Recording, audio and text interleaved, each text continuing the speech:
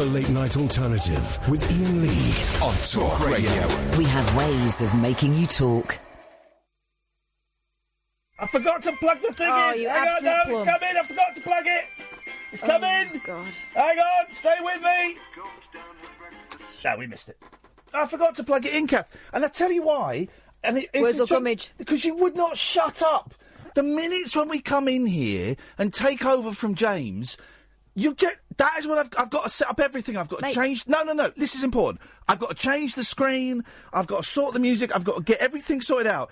And you just kept talking, and you kept showing me. I nearly saw. You kept showing me a flipping cat video, right? I'm going, and I'm not looking, and you're turning your computer around, and you're going, look. And I went, yeah, I've seen it. And because of your twattery, and then you're showing me a thing about Wurzel flipping gummage. Yeah, but and because of that, I didn't have the thing set up. I'm also a very busy, organised person, right? But, oh, no, there's the thing, organised. Just because you've got an agent today and they've offered you your own show and... shut up! And we got a film club stuff. Just because you're walking on air, showbiz dream, don't turn my showbiz into a... Don't turn my business of show into a showbiz nightmare. That is what you're doing. Now, here's a very, very important thing. Last week, I ordered some coat hangers. You going to turn the vibrator off your phone? Are you going to turn the vibrator off? I don't have one. There we go. No, I'm not. I'm going to keep it on. Keeping it on.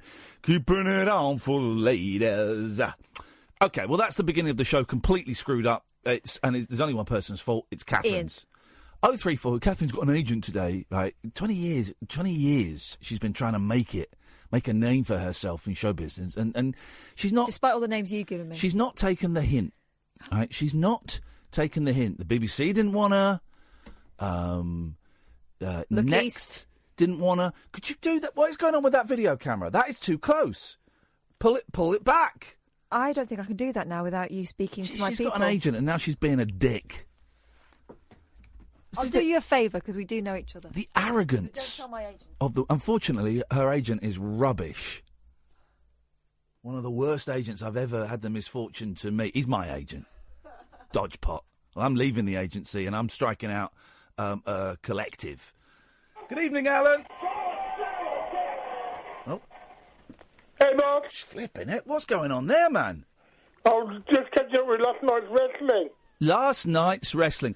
I don't know anything about wrestling, but I bought a wrestling video game to play with my children at the weekend. WWE? WWE 16. Oh, that's classic. Is it? Well, is it classic? Because if you mean old, yes, it is. It was like £6 or something. I didn't want to spend. It was just £6 so we could play together and just play, fight, batter each other, right? But I didn't know how to. It wasn't always obvious how to end the fight. So we had one fight that went on for like 45 minutes, right? And one of us is just lying outside of the ring, and the other one's battering her. And it gives the best mode on it though is they have all right. Get this right. Do they have this in wrestling, Alan? Where they have a game where there is a wrestling fight where above the ring, suspended above the ring, is a suitcase full of cash. Right? Money in the bank ladder match. The bank rubber mat. Money in the bank ladder match. Ladder match, yeah. And outside the ring are two ladders. And you've got to go and get the ladders and climb up, bring it in the ring, climb up the ladder and grab the briefcase full of cash. You think that sounds easy, but of course if you go up the ladder, the other fella's going to try and pull you off. Oh, yeah.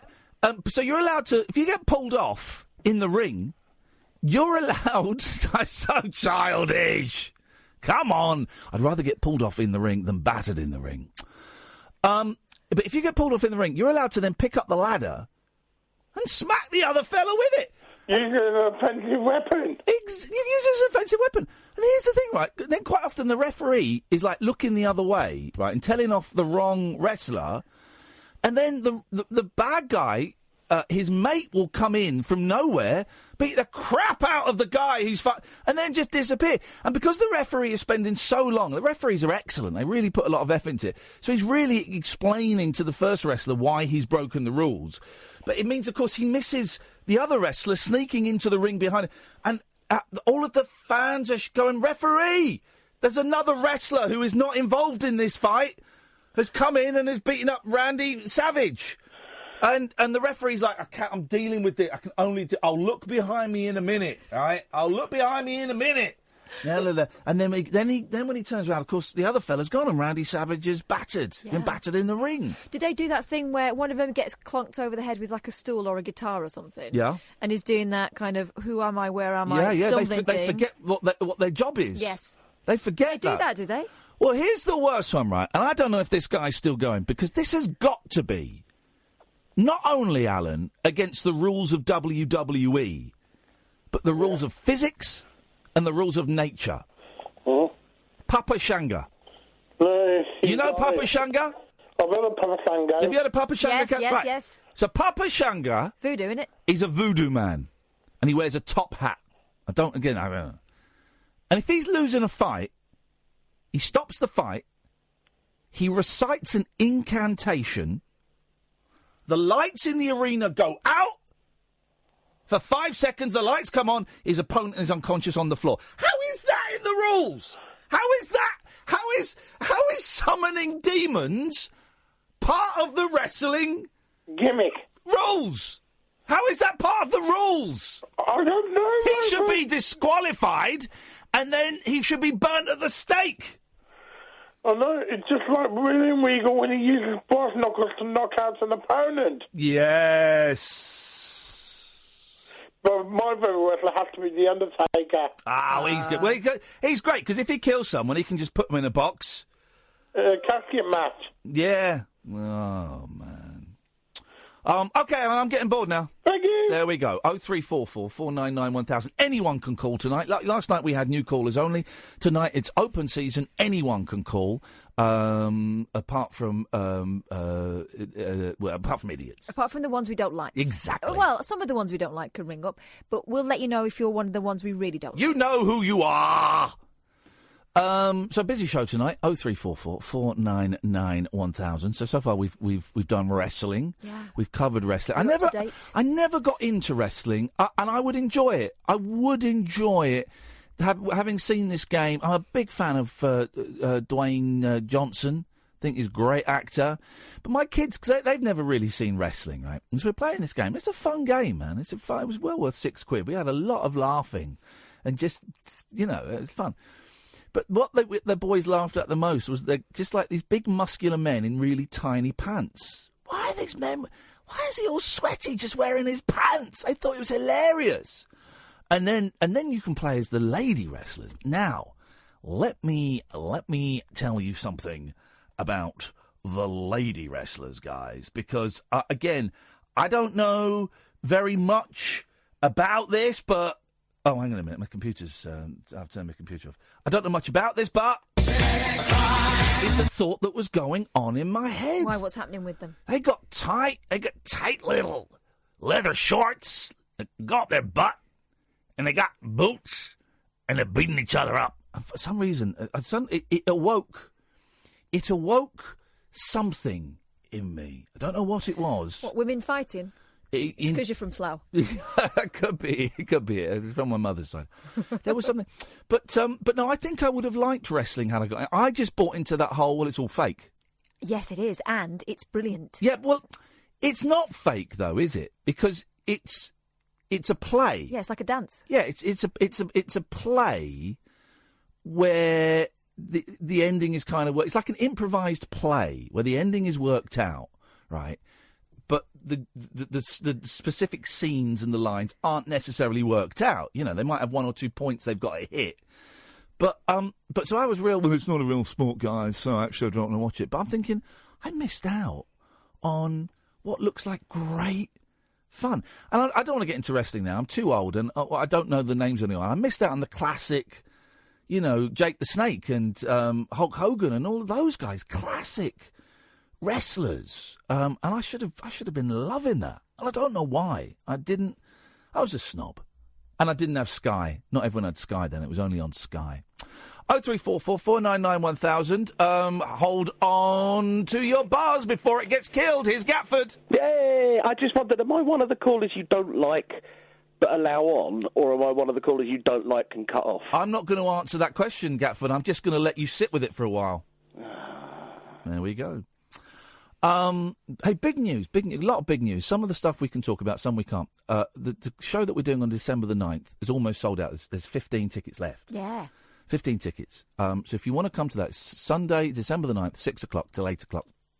It's a rabbit hole. In London. In London. Ticketsource.co.uk/Ian Dashley or ianlee.com/event. Right, it's probably the best. ianlee.com/event. Now, if you bought tickets for that before 7 o'clock tonight, you should have received an email telling you about a secret special event that I'm not going to go into. I'm not going to announce it publicly for a week. I've said to these people I've emailed, you got a week. You got week's heads up on this. It's not on any website. It's not listed anywhere. I've not typed in any details waiting to hit the activate button. So if you booked tickets to the December the 9th show before, this is why you should book early, because you get secret stuff. If you book tickets before December the 9th, check your inbox, check your spam, check your junk. Bring your junk. Check your junk anyway. Check your junk. Because you have been given an opportunity to buy greatly reduced price tickets for a very special one-off event. So that's that to one side. Also, coming up, what's the date did we decide? October the 27th? Is Saturday? Yeah. Saturday, I think, October the 27th. The Rabbit Hole Picture Show starts. We got me and Katherine. We were talking about this the other day. This is how quickly we move, because we are firing on all cylinders right now. We've got a film club starting up with, and thank you to Sam, who called in the other night, who was drunk. Thank goodness. Thank goodness. Sam works at a venue in King's Cross in London, 2 North Down. He phoned up drunk. I run a venue. I want you guys to come and do your movies. Yeah. I'll come put you on the door for Adam Buxton. All right, mate. So we thought, well, we'll get a free show out from Adam Buxton. We went and saw Adam Buxton yesterday. Mm-hmm. Met Sam. Turns out Sam doesn't run there. He's the lackey. He's the bottle boy. And it's a young woman called Alana who runs it. She's the power. And she kind of pushed Sam out of the way, and we've been talking to Alana. And fingers crossed, it's like 95% there. I just need her to reply that yes. But October 27th, we're starting a film club in King's Cross. And the first film is going to be Catherine Boyle. Can we say? I think we can. Well, the first film we're hoping is going to be Fright Night. Fright Night, because it's near Halloween. Yeah. I thought we'd do something a bit spooky. I've not seen it. The original one, not the new one. Although the new one wasn't bad, but the original one. I've never seen it. Catherine is hilarious watching scary films. We literally just thought of this tonight. And in the future, I want to show like Bruce Exploitation and maybe some time travel. I'm sure you've got some films that you want to show. You're really keen for people to come and see. And I think this is going to be fun. We're going to try and get a guest to come down connected with the movie to talk about it, but that's not a guarantee. Small venue, I think 60 or 70 seated, maybe a few standing. There's a great bar. And when we announce tickets, you're invited to come and make noise. Don't talk during the film. I don't want loud conversations. You will be told, shut up. But I want you to boo, and I want you to laugh, and I want you to scream, and I want you to applaud if your favourite character. I want it to be like a vibe. I don't want it to be in the cinema. I like it to be nice and quiet. Yeah. I go to the film. I want phones off. I don't want any chatting. I sit down and enjoy it. But this, I want it to be. I think we both want it to be a little bit more raucous, a bit more involved. Yeah, we can't decide whether we want it to be. I mean, obviously, we'll hammer things out nearer the time. Yep. But, it's going to be like a Halloween-y type special. If you want to dress up. Yeah, yeah. And we'll have some prizes like DVDs or something to give away. Here's the thing, right? It's really expensive to run a film club. You've got to buy a licence to show films. Then you've got to, pay a licence to license each movie. And if we get a guest, we're going to pay the guests, So it's really expensive. So me and Kath ain't going to make money out of this. On the rabbit hole, sometimes I'll be honest, we make a few quid. Yeah. Not much. We might get 100 quid between us. Once we got a couple of 100 quid between us. Generally on the rabbit hole, we break even after travel and hotel, which is great because we get to see the country for free, that means. Movie club, picture show, I think we're going to break even if people come. Most of all, we're just doing it to make something, to have a laugh. And to create a vibe. And also we're going to do our best. I haven't done the maths yet, but it's not going to be expensive. It's going to be like, if we, in my head, and this, don't hold me to this, Nigel and Carol, I'll come to you in a bit. Oh, those two talking together. Oh, God. After the break, Nigel and Carol are going to be talking. You don't want to miss that. Talk about Fright Night. Her Fright Night. If we have a guest, I imagine it being like a tenner, so we can cover the guest's expenses and maybe a hotel. If we don't have a guest, in my head, 7, 8 quid, something like that. Don't hold me to that. It could change, but I see it being about 7 or 8 quid to come down, have a night. Me and Kath will introduce it, make some noise, get drunk, watch a film, a different kind of film. We've gone for 80s schlock this time, but it could be anything. And then we'll have a little chat afterwards, and maybe we'll host a little discussion amongst ourselves about it, and then that's it. 7, 8 quid night out in King's Cross. That's not bad, is it? It's near enough to the trains, so you don't have to worry about. It's a great venue. It's a great venue. When you go in somewhere, it's got a vibe. Yeah, we knew, didn't we? Oh, when we pulled up outside in the car, it was like, oh.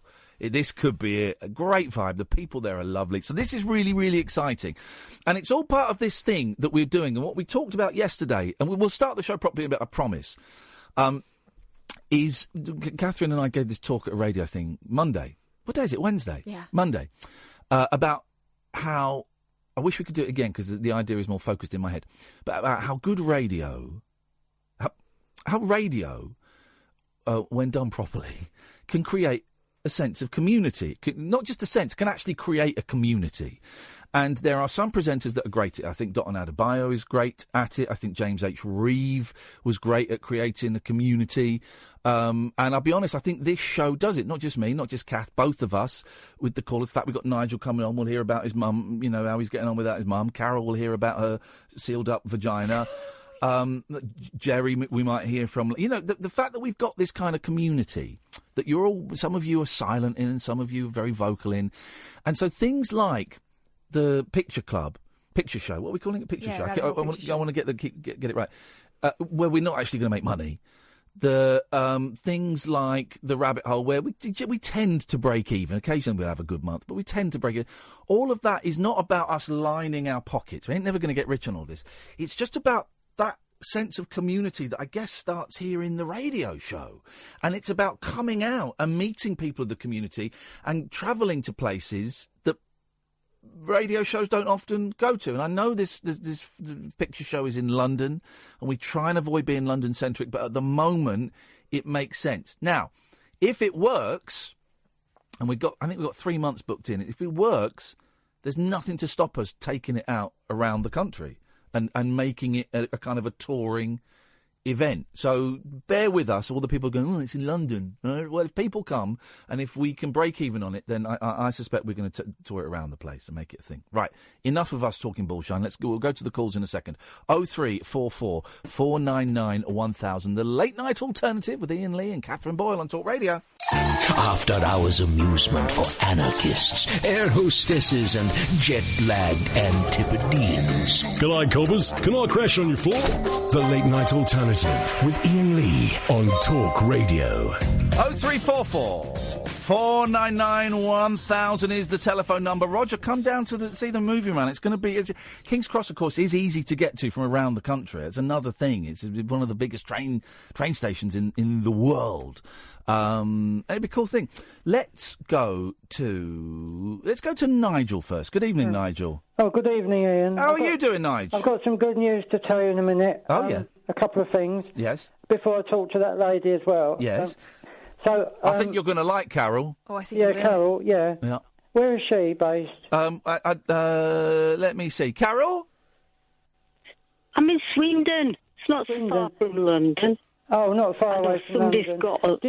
Iain? Yes? Did I hear you say you've got another one of those YouTube things? No. The rabbit hole. Yes? Where you all get together. Yes?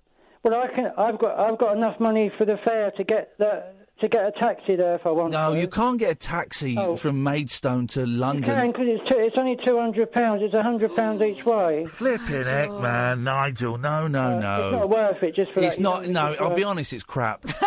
Anyway, let me start. The first thing is the funeral was being paid for. The letter came today. Oh yeah. They claimed £1,000 has been paid for the funeral, so I haven't got to worry about that. Oh, where did that come from? The insurance? Because my friends that have been helping me have claimed it off, the what's it. So claimed it off the what's it? Good. Okay. It's always worth having a what's it.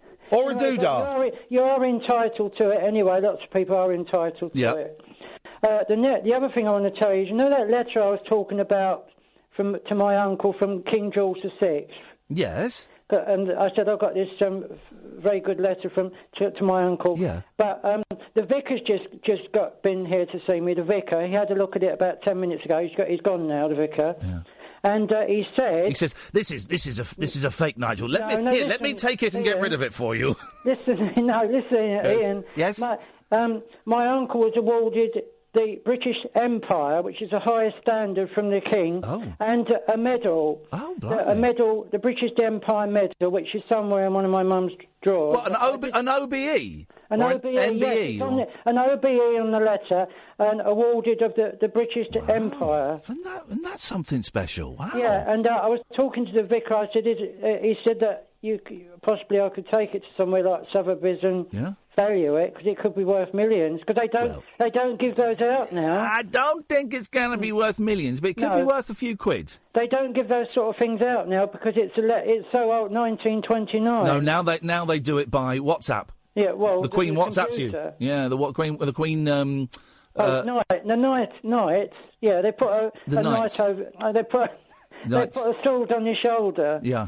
Yeah, they do. Yeah, but the Queen WhatsApps you an image. She sends you an emoji, a GIF, a GIF of someone, or an emoji, and then you're knighted, and that's it. Now. Yeah, all quickly and gone over with. Yeah, so that is very. I'm so pleased that I didn't realise it was such a high letter. A good letter as that. It's a high letter. It's got. If you've ever received a high letter, 03444991000 high letters. No, it was awarded the British Empire. Yep. That's it. That's the biggest thing that they can award you by the King. Well. Yeah. Okay. Well, that's great news. What did he do to get that? Somewhere there's a medal, and I don't know where it is at the moment. Well. That will be the thing. It says it on the letter, because it came with the letter. But anyway, I've got a song on the Wurlitzer jukebox that you haven't heard much, that no one's heard much. OK, that sounds horrendous. Carol? Yeah. Yes. How is your day going, my love, my sweet, my honey pie? Well, I screwed it right up yesterday. Why, go on. But you wouldn't let me phone in. No, I wouldn't. You were banned. No, no filthy old women were allowed to phone in last night. I have been shopping for you because I was so bored out of my brain. Oh, Nigel, what do we reckon she's bought me? She should do more on the computer. No, I have been to B&M Bargains and I have got you some coat hangers and they're only plastic, so don't get too excited. Oh, I don't want plastic ones. Well, you can send them back then. No, I'm not. I don't. No, I don't want them. I don't want them. I don't want them. I'll have them. No, you won't. I don't want plastic. I'll send them to Kath. No, do send them to Kath. You with them. I do not want plastic coat hangers. I only want wooden coat hangers. We had this yesterday. Were you not listening, woman? Hang on. What did you say, Nigel? I've got wooden ones as well. Yeah, so, Nigel's got wood. Yeah, I've got wooden ones. I have as well, but they clutter the place up. You can't get as many clothes on. That's true. But I have got you something special, Ian. Something else that you probably don't even know exists. I have got you a trouser hanger.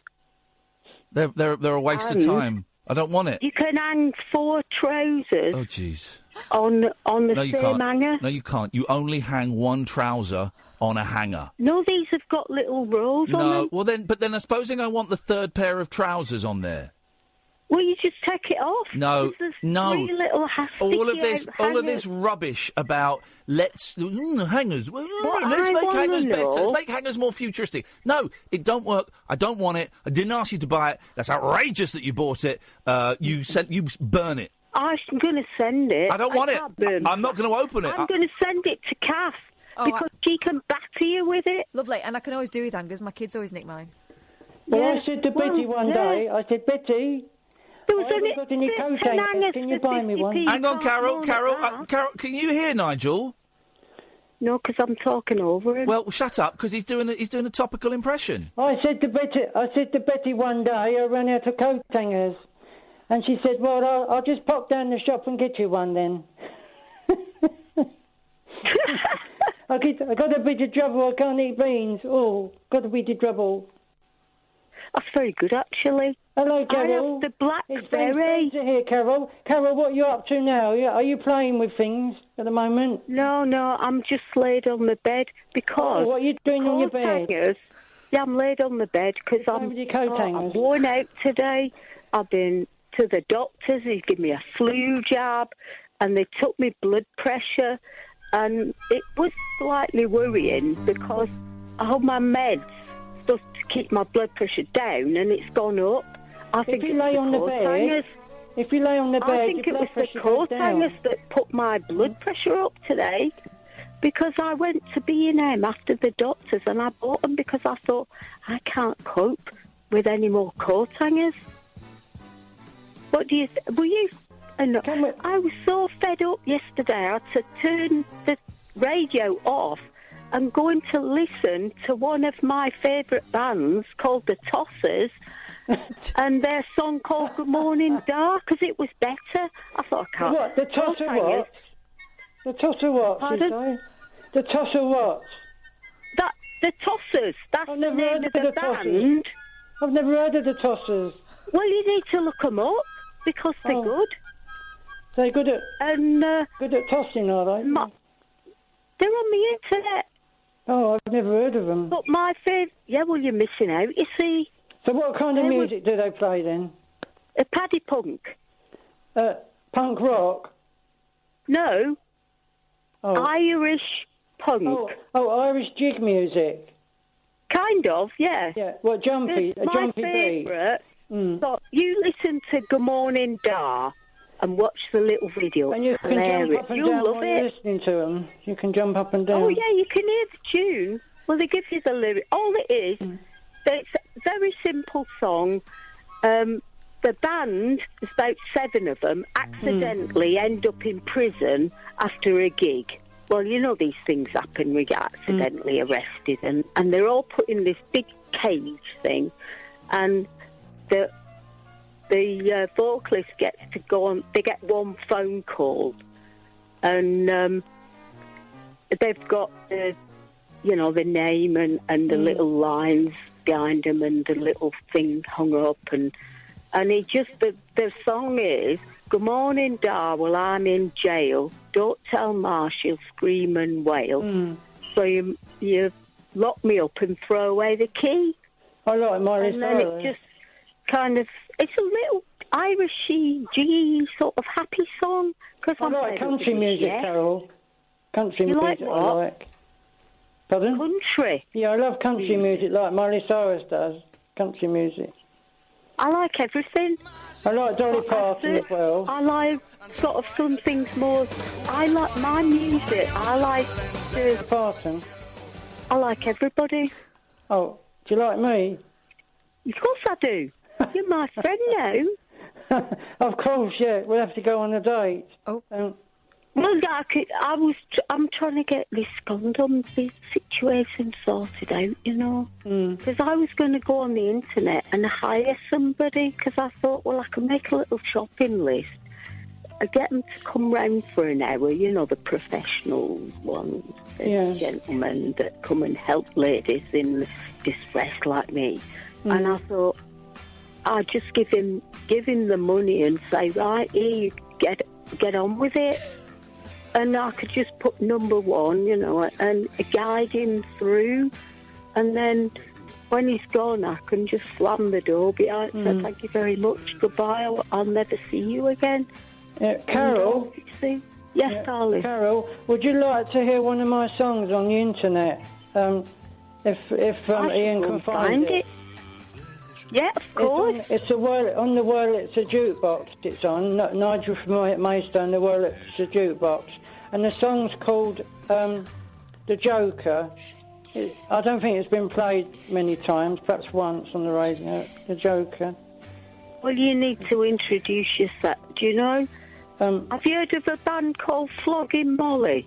Or the Dropkick Murphys? No, I haven't, no. Well, they do a rock cruise. And you go on a ship and you do a cruise, and all it is rowdy bands making a lot of noise, and you get drunk, and then you just collapse in a cabin, and then there's more bands on. So I thought, well, that's a bit more exciting. Might get a bit seasick. You won't be on a cruise. I tell you, it's like a street going through the water. They're big ships, you know. They're not like No. I've never been on a big ship. I've never been on one. Have you not? Well, you need to get out more, Nigel. Yeah, but they're expensive. You come on holiday with me. I'll show you some ships. I love them. I've been on 9 cruises already. Cool. Because, well, my daughter, she liked eating, so it was a really cheap holiday. Because I got 2 weeks on the ship fully, because it's all food. It's like a pie eating contest going on a cruise, really. Because they have 6 meals a day. So you barely finish one. We have breakfast, morning coffee, lunch, afternoon tea, dinner, and then you got the midnight buffet. Yeah. The biggest boat I've been on is a ferry. Oh, no, you need to live life. But no, I went from out France with me. on a ferry. France? From Dover to France on a ferry. No, you need to go on a proper nice holiday. Yeah, a big ship. Do you know, I went on this cruise. You just said, the Caribbean. I was around the Caribbean and I stopped on the island of Grenada, where they have all the nutmegs and everything. Of course. Yeah. First shop I walk in, you won't believe, it's my midwife's mother's shop.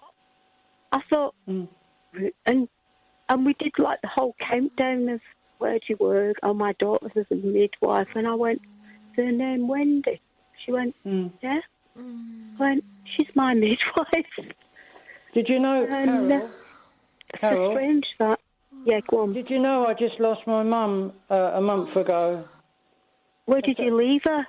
No, she died a month ago. Well, you should say she died. But, yeah, I know. Oh, I'm very sorry for your loss. I know. I'm still sorting the things out with the vicar, the bills. Well, it's hard work. Yeah. Well, he'll help you out.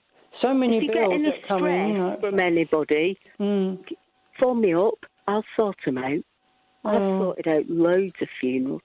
One of my closest friends accidentally dropped dead on my driveway. Blimey. Yeah, well, that was a bit of a surprise, because he got out of his car and just collapsed. But yeah, when was that then, Carol? Was it? Oh, a few years ago now. About 10 years ago. Of course, the bigger ships have got swimming pools on, haven't they, and stuff like that? Swimming pools. It's got everything. You won't believe it. They've got golf courses on them. Yeah, cinemas, and dancing. You can do dancing you can as well. Think of. Yeah, dancing. But, ballrooms. They've got a ballroom as well. Oh, yeah, they've got theatres, cinemas. They've got about 20 bars. Yeah, good game. Yeah. Good game. You know, I miss Bruce Forsyth, you should Carol. go on a small ship. Don't go on these great big ones. Because after a few days on a smaller ship... You've been round it. Yeah. You've been round it so many times, haven't you? What? On the ship? Good game. Oh. You've got right to play your cards right. Well, they have bingo and everything on the ship. You can have anything you like. You can go on the... They have casinos. Yeah. Everything. You can that's gamble. A good film. I watched Casino Royale the other day. Did you? Did you enjoy it? It's been on telly a lot, though. Were you? So what? Have you lost where you were living because? No, I'm still in the same place. Yeah, still in the same. I've got to look after Mum's photos. Well, yeah, don't get rid of that medal. No, that's the your letter. Heritage. Well, the letter It's a member of the British Empire. Yeah, that's amazing. I didn't realise. Well, it's the order. It's the lowest one, actually. Yeah. Sorry to bust your bubble, but the OBE is Order of the British Empire. It had the OBE, but I don't know where the medal is. It's been lost. It's somewhere in the house, but I don't know where. Well, you need to get one of them little detector things that you get on the beach, and you can go around all it, and it'll go ping. Get Are they worth much money, Carol? Are they worth much money, the medals? Well, got another quick loop. Not a huge amount, but you can't get rid of your heritage for money. You have to keep it. It's best to keep it, isn't it? Yeah, because it's part of your family history. You can't just, even if you find it, you can't just leave it. No, that's a terrible thing to do. Do you think Iain could find that record that I wanted played? Well, it's not him. He's faster about it. He ruined the start of the show anyway. And me. Can't even get that right. He's been totally ungrateful for my coat hangers. I'm fed up with him, honestly. I went specially out my way for that because I was sick of it. Anyway, I think he's still hanging around, or are we just doing the show ourselves? Hey, nice to talk with you, Carol. Yeah, you too, Nigel. You look up again, Carol. Yeah, I hope so. My pleasure. God bless. God bless you, Carol. Tuning in, calling up, talking to the nation. Sing my song, melody for your adoration. Late night phone in time, keeping you awake. It's our time to shine. Up all night, it's entertainment time. It's our time to sing another line.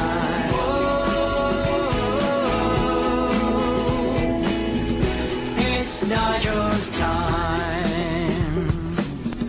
Clouds are gone, sun is up on your horizon. Safe at home, back on the phone to my radio station. Late night phone-ins, are you still awake?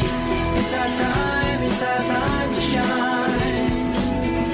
Up all night, it's entertainment time. It's our time to sing another line.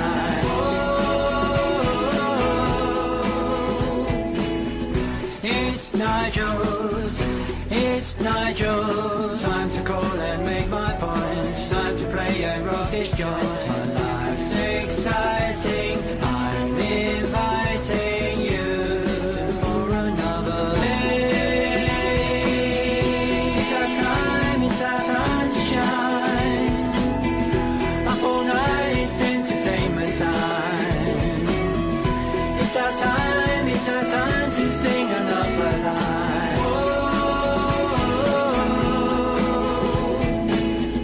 It's Nigel's time.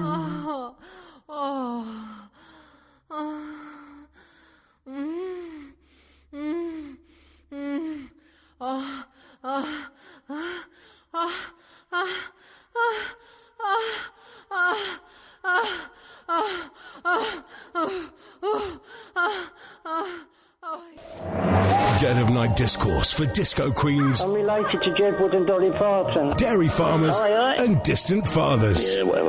The Late Night Alternative with Iain Lee. Doing lots of things that we don't know about, we can't control. On Talk Radio. Yeah, it's great. I missed that caller. Doing lots of things that we don't know that we can't control. So the Super Bowl, right? It's a big football match in America. Well, you've hit my vein of expertise there. Have I? Yeah. Go on then. Right, Super Bowls is the football men with the helmets. By the way, I'm starting a company that's going to rival Tupperware. I'm calling it Super Bowls. They run a little way and they get stopped. Yeah. Then they run a little way and then they get stopped. Yeah. And then they run as fast as they can and bang heads. And the Super Bowls, they have they have the biggest pop star of the day. The refrigerator. Doing the concert. The refrigerator, yeah. But they have the Nicky Horn. They have the biggest pop star of the day doing the concert during the adverts? Yes. So they've had Beyonce, Gaga, Timberlake. By the way, we're going to a screening of A Star Is Born next Tuesday night. Yes, mate. Cannot wait. Cannot wait for that. It's the 4th version of A Star Is Born. I Yeah. thought it was the 3rd. It's the 4th. Has any other film been made more times than that? 0344 499. Don't Google it. I'm not. Okay. Well, then look at me when I'm talking to you. Don't look at your screen. How rude. Exactly. I'm glad you acknowledge it. So they get the biggest pop star of the day to do it. LaToya Jackson's tit. It wasn't LaToya. It was Janet. Justin Timberlake's groin. Everyone's seen LaToya's tits. You know who's doing it this year? Hmm? Do you know who's doing it this year? Let me have a guess. Katy Perry's done it. Biggest pop star of the day. Or group. Bear that in mind. Paul and Jerry, come to you in a minute. Pussycat Dolls? Maroon 5. Oh, shut up. Why? Maroon 5. Are they even still going? Well, apparently so. They're playing the Super Bowls. No. Are they the warm-up? Is it going to be a proper No, it's band? Maroon 5. Now, who were Maroon 5? Were they the Secret Smile song? No. Were they Breakfast at Tiffany's? No. Were they... They weren't Tapva? No. They were, this love has taken its toll on me. She said goodbye too many times before. Yeah, it sounds a bit like Young Sting. Flipping heck, they're doing the Super Bowls. But they only got one song. What are they going to do for the rest of the time? Just do it. Just have like a bongo break in the middle. Evening, Paul. Sorry. I think Paul's just shot his load. He's had an erotic spasm. He's trying to lock the stable door, but the horse has bolted. Hello, Paul. Hello. Hello, Paul. Hi. This is... Hello. Hello, Paul. Hi. Hi, Ian. Hello. Hello. Good evening, Paul. Welcome to the Late Night Alternative on Talk Radio. Good evening. Good evening, yes. How can we help you?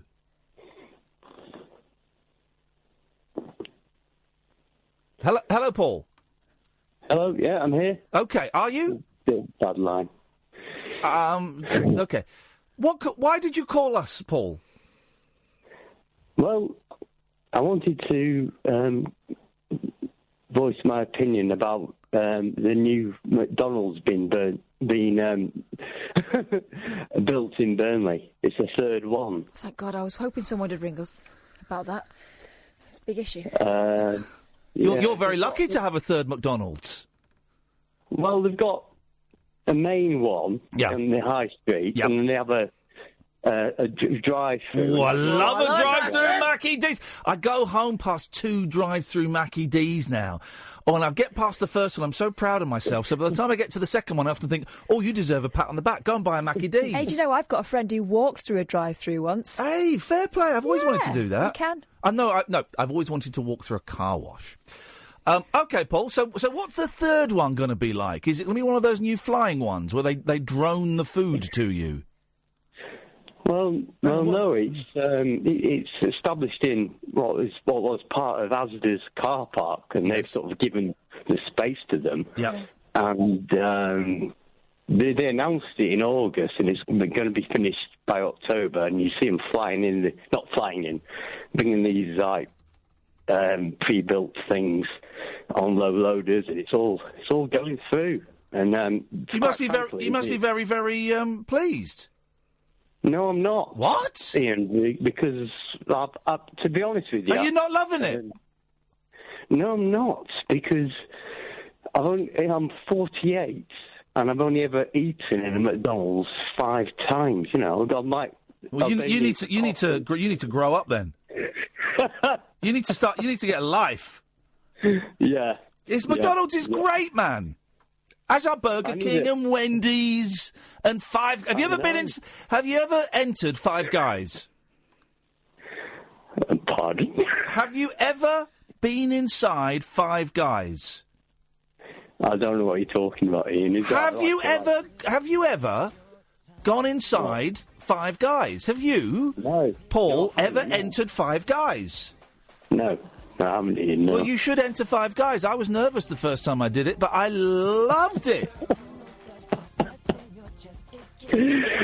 Oh dear.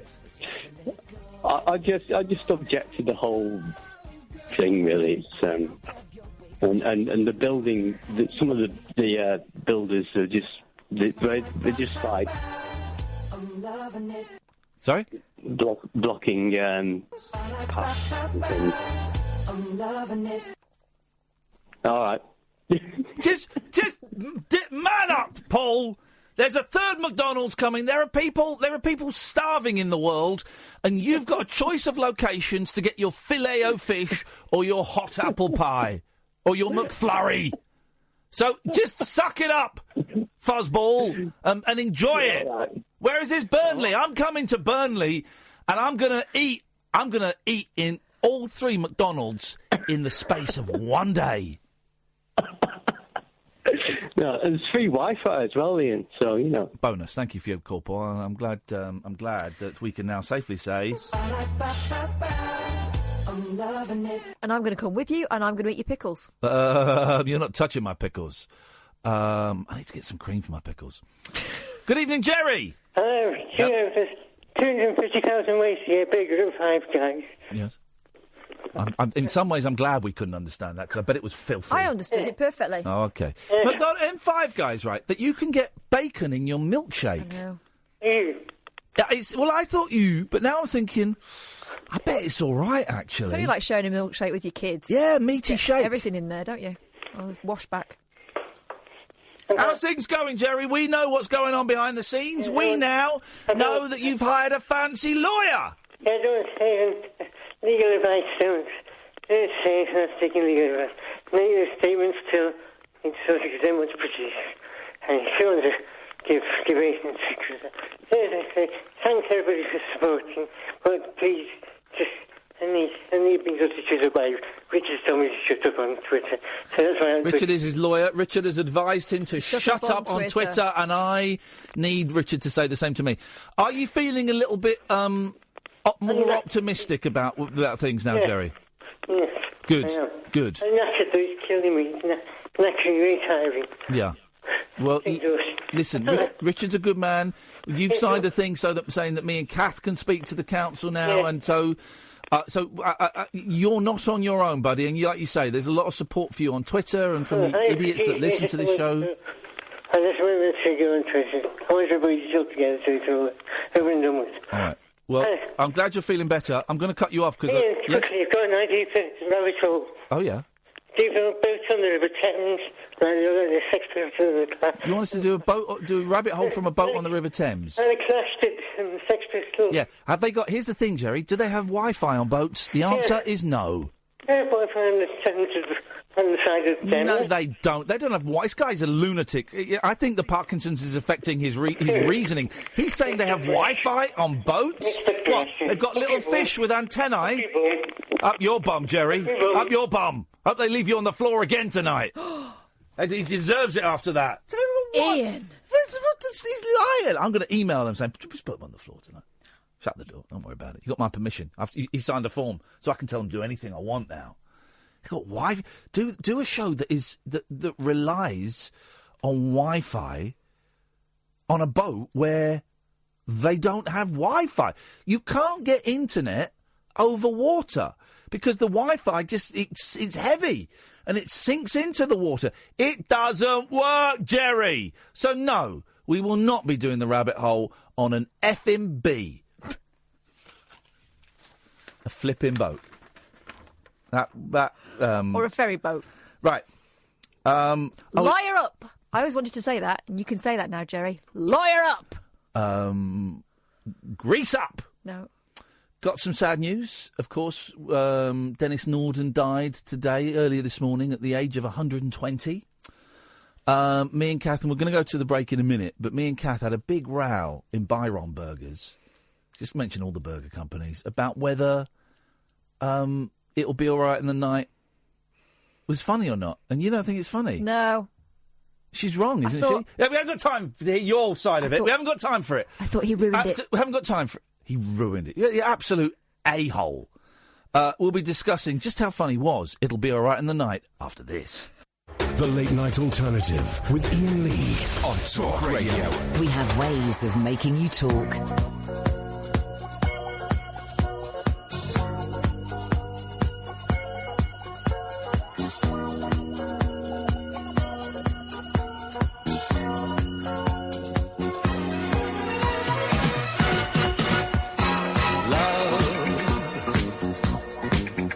Exciting and new. Come aboard. We're expecting you. And love, life's sweetest reward. Let it flow. It floats back to you.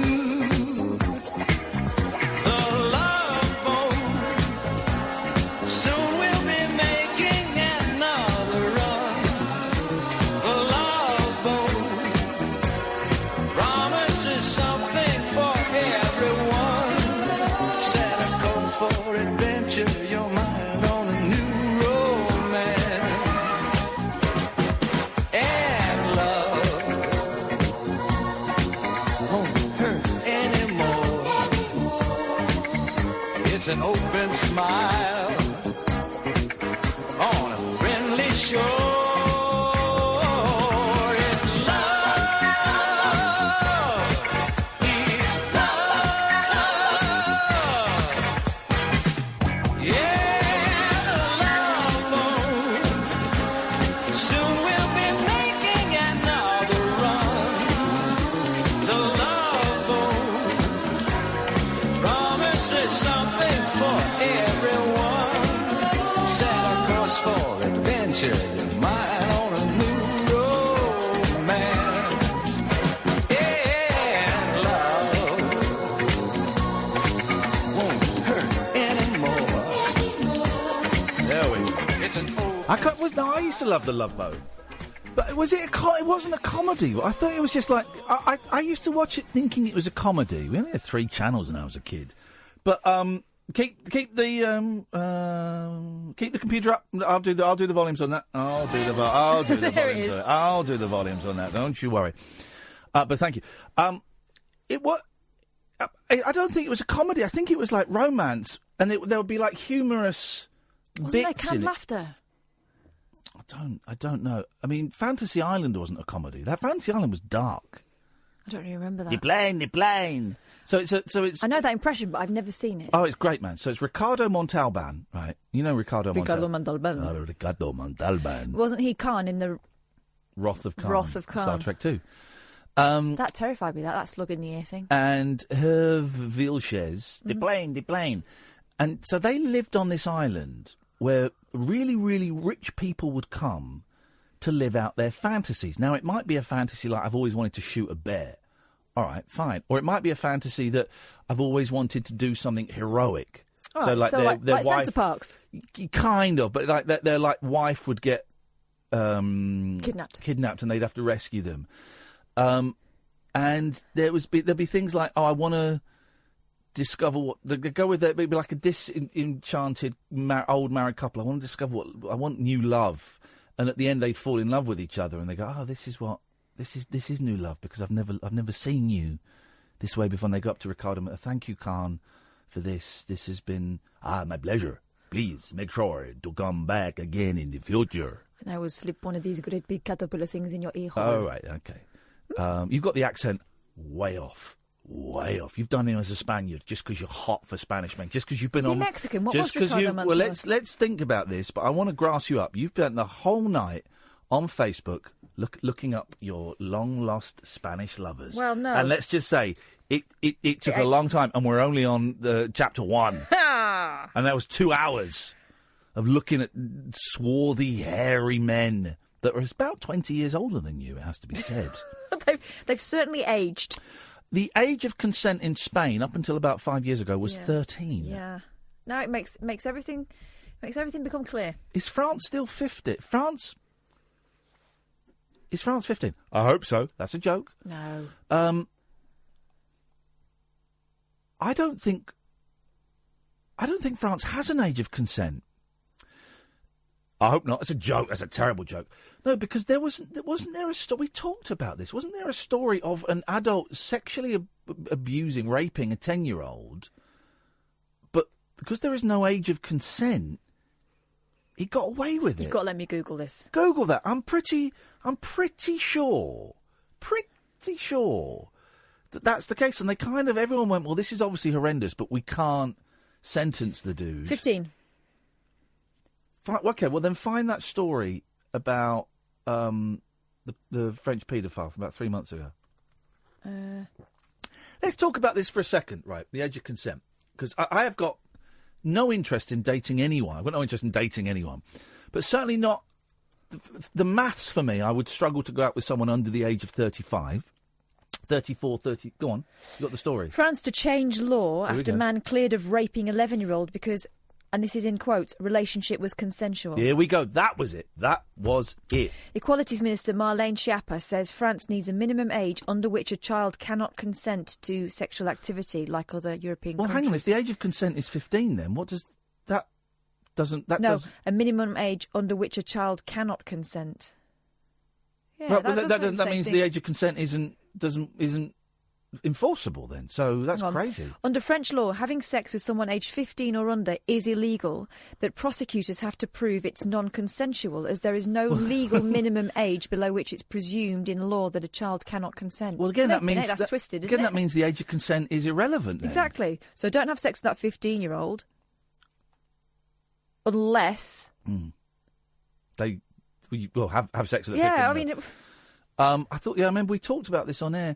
She wants a legal minimum age set between 13 and 15 years old. But here's the thing, right? I'm not interested in dating. I would struggle mathematically to go out with someone who was more than 10 years younger than me. That would just do my head in. But also, I couldn't go out with anyone 30 or under. And we've talked about this before, but I was really looking at women's faces today in London. And women under 30, and men as well, but I'm not going to go out with guys... Women under... it's the eyebrows. I do not understand the eyebrows. And I would be embarrassed. And this is me, right? This isn't a judgment on these women. I would be embarrassed to be seen out with someone whose eyebrows looked the way young people's eyebrows do now. It's like, in the same way as I would be embarrassed if I went out with a woman and introduced her to my friends and she turned up in... she dressed normally the whole time, and then she turned up in, like full-on goth bondage gear. I'd be embarrassed. And that would be the same feelings if I went out with a 22-year-old who had eyebrows like that. Because the eyebrows are too groomed? No, I just don't understand. I do not understand them. You might as well draw a dick on your head. Flipping heck, man. Seriously. And I'd be like, well, why have you drawn a dick in your head? And I'm like...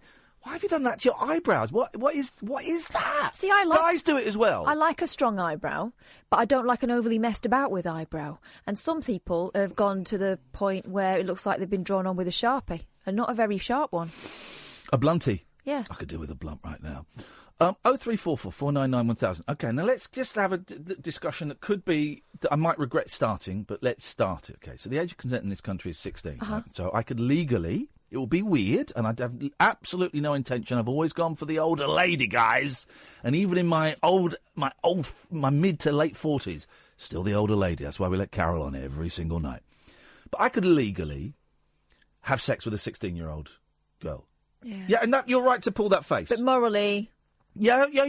You are totally right to pull that face, because I think it's gross. I think it's disgusting. I think it's an abuse of the power structure that one has with age. Okay, so this is purely hypotheticals, okay? So in this country, I could have sex with a 16-year-old, but if I had sex with a 15-year-old, I'm going to prison, right? But if I go over to Spain, start with Spain, where it's 15 now, it's gone from 13 up to 15, right? I could have sex... No, the age of consent now in Spain is 16. Uh-oh. And only a person aged 18 or older can be punished for having sex with a 14, 15-year-old. Okay, in some European countries, what's the age of consent in Sweden? Let's have a look. Some European countries, it's still 15.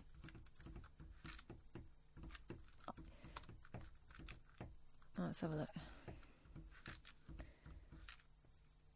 Sweden. They might have it higher, actually. 15. Yeah. 15, is it? So I could go to Sweden, a place I've been to. and I could have sex with a 15-year-old girl there, and it would be completely legal, right? And again, now it's gone from a face pull to an oof, and you're right. Because that's a child. It's a baby, of course it is, and we know that. That's a child. That's someone 5 years older than my daughter, who is a baby. Yeah. And of course, if I went to France, then it's a whole different kettle of fish. We don't even know what the hell is going on there with that crazy law. But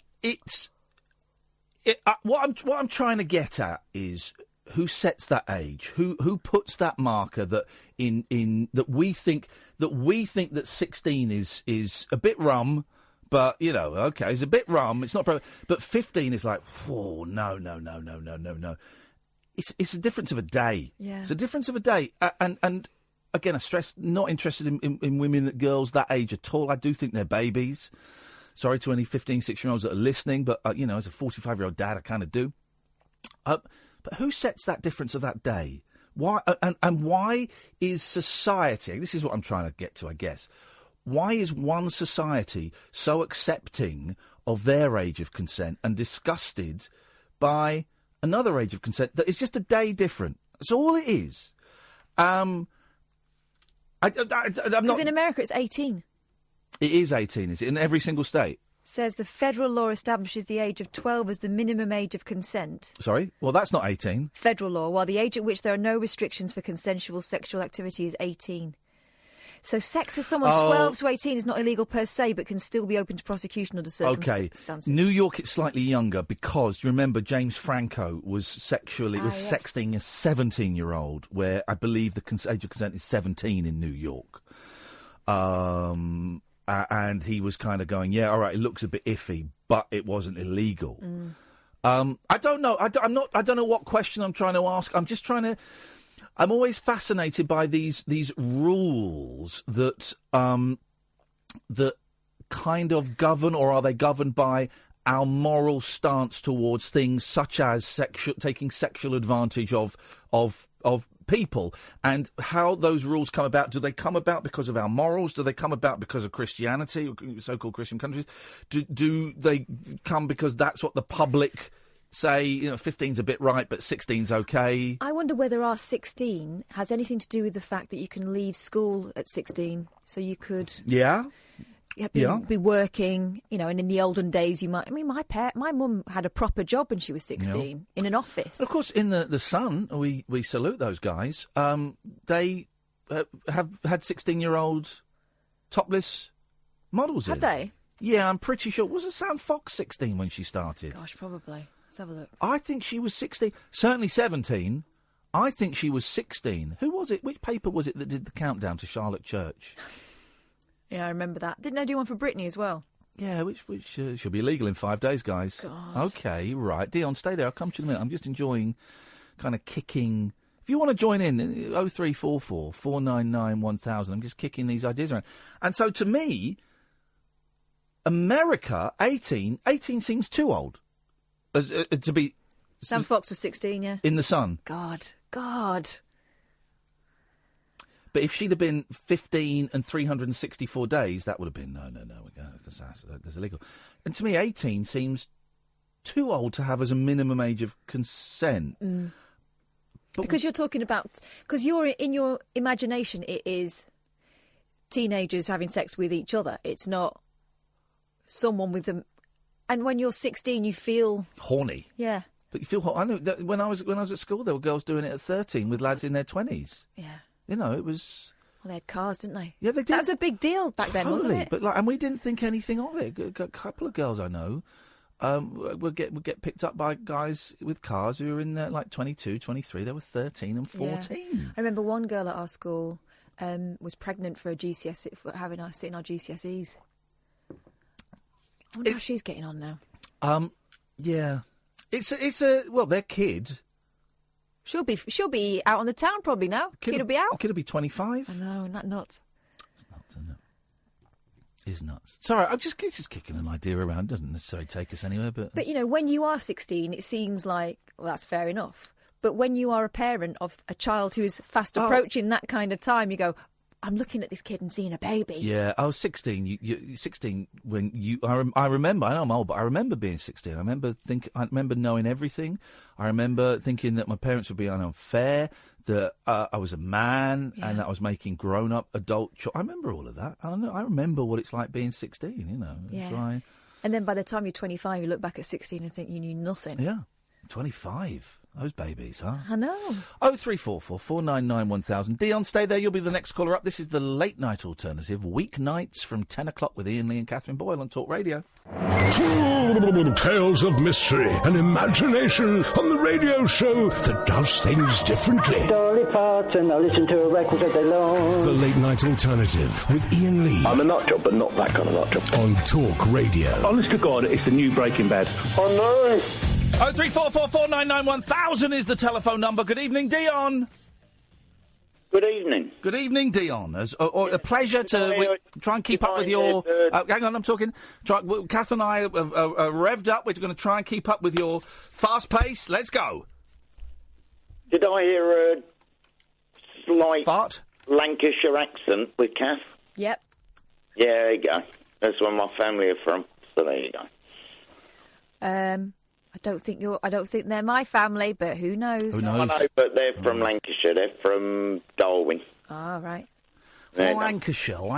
So Manchester's in Lancashire, is it? Yeah. Lancashire. Liverpool used to be Lancashire. It did, and now it's Greater Liverpool.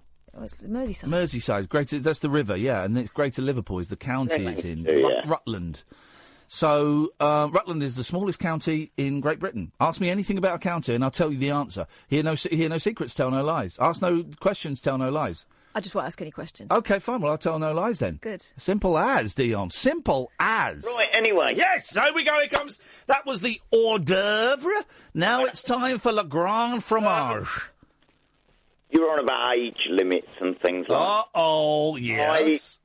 Honest, mate, I look good. I've got a full head of hair, but it's grey. But I wouldn't go...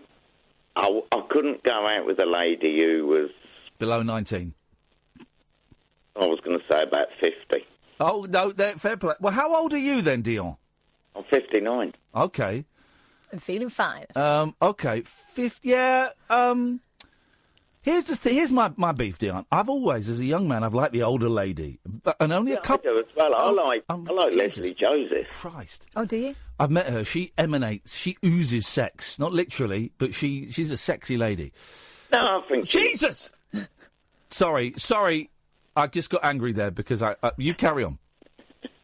Because I wasn't allowed to talk on my show. You were talking about it. I know, and then you started talking over me. No, I couldn't go with anyone who was young than that. No. I'm not an aging rock star or anything, you know. No. Well, it's starting to look a bit silly on them as well, to be honest, isn't it? Well, Mick Jagger with that 22-year-old in tight leather pants. Dirty bugger. I know, and you think... Yeah. Who was it last Christmas? Jimmy Page? He's 70, isn't he? Led Zeppelin. Yeah, I mean, what the hell are they doing? I think it's just weird. It's not right. I tell you what, when you finish speaking and it's our turn, say Roger. Roger. OK, here's the thing. So I've always liked the older ladies, and only a couple of times in my life have I had the pleasure of going with a significantly older woman. I think maybe only once, actually. I can only think of once off the top of my head, right? How much older? Do you want to have this conversation? Go on, we're having it. All right. Not that much older. I was 24. Your mum's age? Was not my mum. What are you talking about? No, your mum's age. No, I was 24. She was... Oh, no, she was significantly older. I was 24. No. 40? No, she wasn't that much older. I was going to say 49, but I don't think she was 49. I think she was 39. Right. Nothing wrong with that. But at the time, that felt like a big There's old nothing difference. wrong with that for you. For me, as someone who is 41, yeah, I won't go with a 25-year-old. No, and with good reason. They wouldn't want to go with you. You say that. Yeah, I know that. OK, let's find out. If you're a horny young man... No! Would you want to go... You're not pimping me out, not even in anyone's imagination. Would you want to go with Kath? 0344 499 1000. Would you want to do it with Wrinkly Kath? Oh, come on. But so I've not. But it's always been a thing for me, Dion. I just like the thought of it, right? I tell you what. But, I've not said Roger. Put that song on. I've not said Roger. Roger. No, I've not said it. Right. Well, put that song on. Shut up. First time. Have you ever had a conversation with someone? Roger. Not unless they keep interrupting. Right. Well, okay. I'll punch this guy in a minute. Don't punch him. I'm going to punch him. It's not worth it. But now, for me, older women... I mean, that woman, if she was 15 years older than me, now we're looking at 60. Yeah, it'd be moths, she'd be 60. moths flying out of it. No, not Bats. out of there. No, don't be so rude. She should be 60. 60's workable. Yeah, well, there's experience as well. Experience. 62 is workable. Yeah. 63, I don't Too know. old for me. 63 is too old for me. So the opportunity for older ladies, for me, all right, let's use the F word. My fetish is becoming redundant. My fetish is becoming redundant. Because they're becoming your age group. Yeah, because I don't want to do it with a 70-year-old. That's disgusting. All right, okay. So they're a dying breed. Literally. Yeah. Well, yeah. Roger. I don't know. I don't know. Older women are better. But younger women are no. No, God. Don't get Don't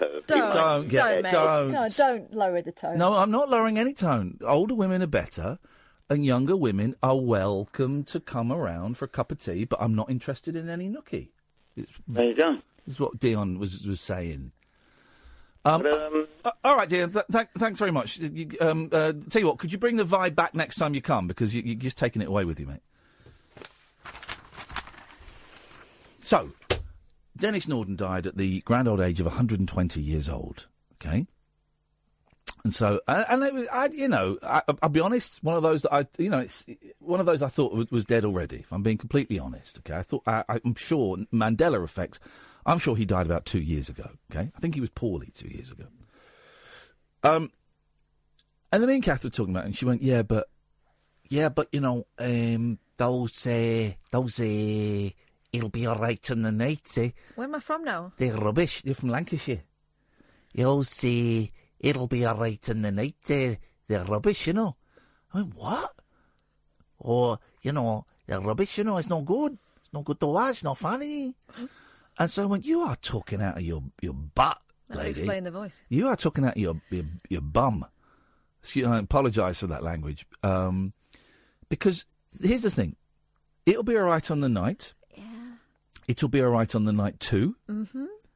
It'll be all right on the night 3. Classic. It'll be all right on the night 4. As we know, it wasn't. It'll be all right on the night 5. Still shite. And it'll be all right on the night 6. Were great. No. Great comedy specials. Now, here's the thing. I saw It'll Be All Right on the Night 1.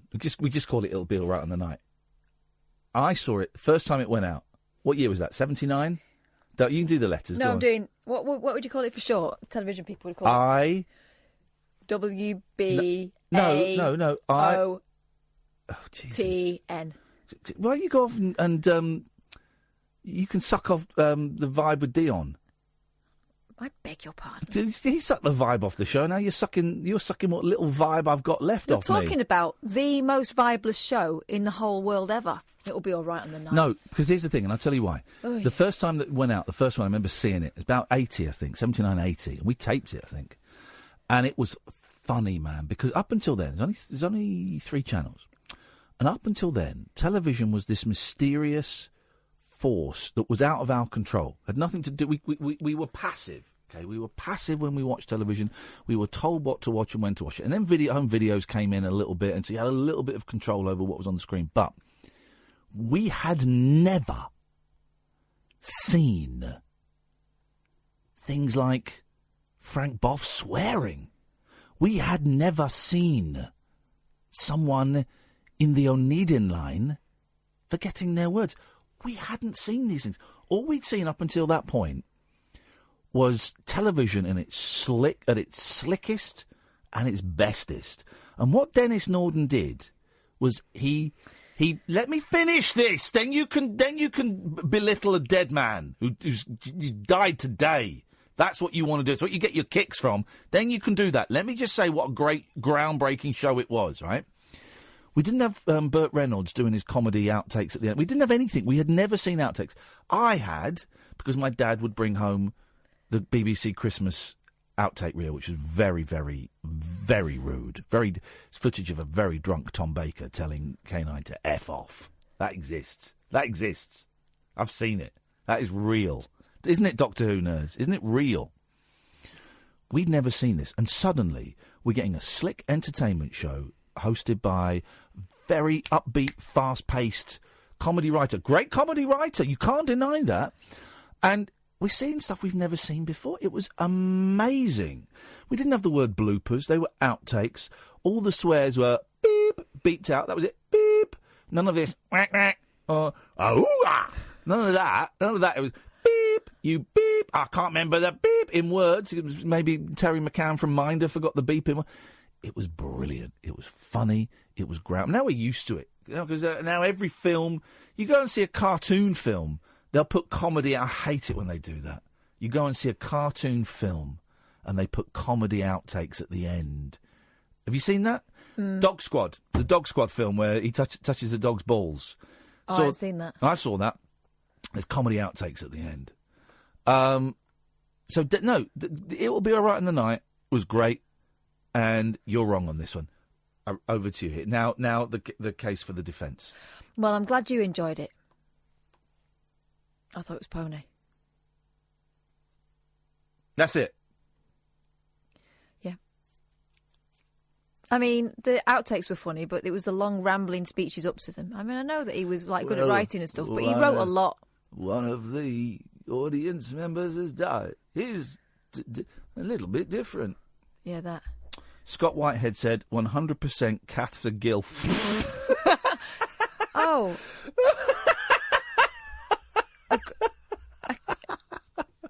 And Ray's posted a picture of me without eyebrows. Well, Ray, that's going to get you blocked, because that is sexual deviancy. 0344. I'm getting people piling in now, like offering me all kinds. Go on. This is not open season. Go on. No, I mean, just if they could slide into my DMs, they would be sliding in. But my DMs are watertight. At your age, wow. Good pelvic exercises. This is Talk Radio. It's electric. It's eclectic. It's always rule-free. It's the late-night alternative with that man, Iain Lee. On Talk Radio. Thank you, Dave Dogface Boy. I've just retweeted. It's very funny. Tom Baker swearing at K9. Very, very funny. Great stuff. I can plug that back in. Don't lick that. Why do you have to lick it? Weirdo. 0344 499 1000 is the telephone number if you want to give us a call. So your defence of attacking. What's this guy saying? Who's this guy? Okay, it has got a little bit sexist about you there. Yeah, exactly. Thanks very much for that, mate. I'm going to have to wipe down the. Yeah, thanks. Thanks for. Oh, thanks. They're making Space Jam 2. Hang on a minute. Space Jam is a great movie. Isn't it where the basketball man gets sucked into Looney Tunes? Yeah, I never watched it. It's a good film. I wasn't really into b-ball. Yeah, no, basketball. Yeah, I watched it recently. It's a good film, actually. It stands the test of time. After years of speculation, the Looney Tunes squad is returning to the court under the tutelage of LeBron James. Oh. Okay. Ryan Coogler will produce, and Terrence Nonce will direct. Terrence who, sorry? Terrence Nonce. Space Jam 2, while a part of the Space Jam franchise, is not considered a sequel, a source familiar with the production told us. However, there have been discussions involving Michael Jordan in some way. Okay, well then, there you go. Here's a nice romantic story. Well, the world needs a little bit more romance. Robin's dropping a new album, her first one in 8 years. That's dropping soon. That's going to be fun. Look forward. I certainly look forward to hearing that. Do you, Kath? Yeah. Great.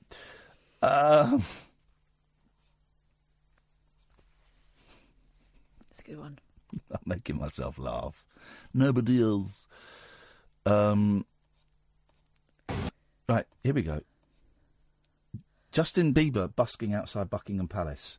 Looking like... Here we go, this is him.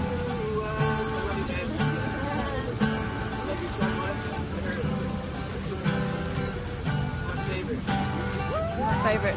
That girl right there is the love of my life right there.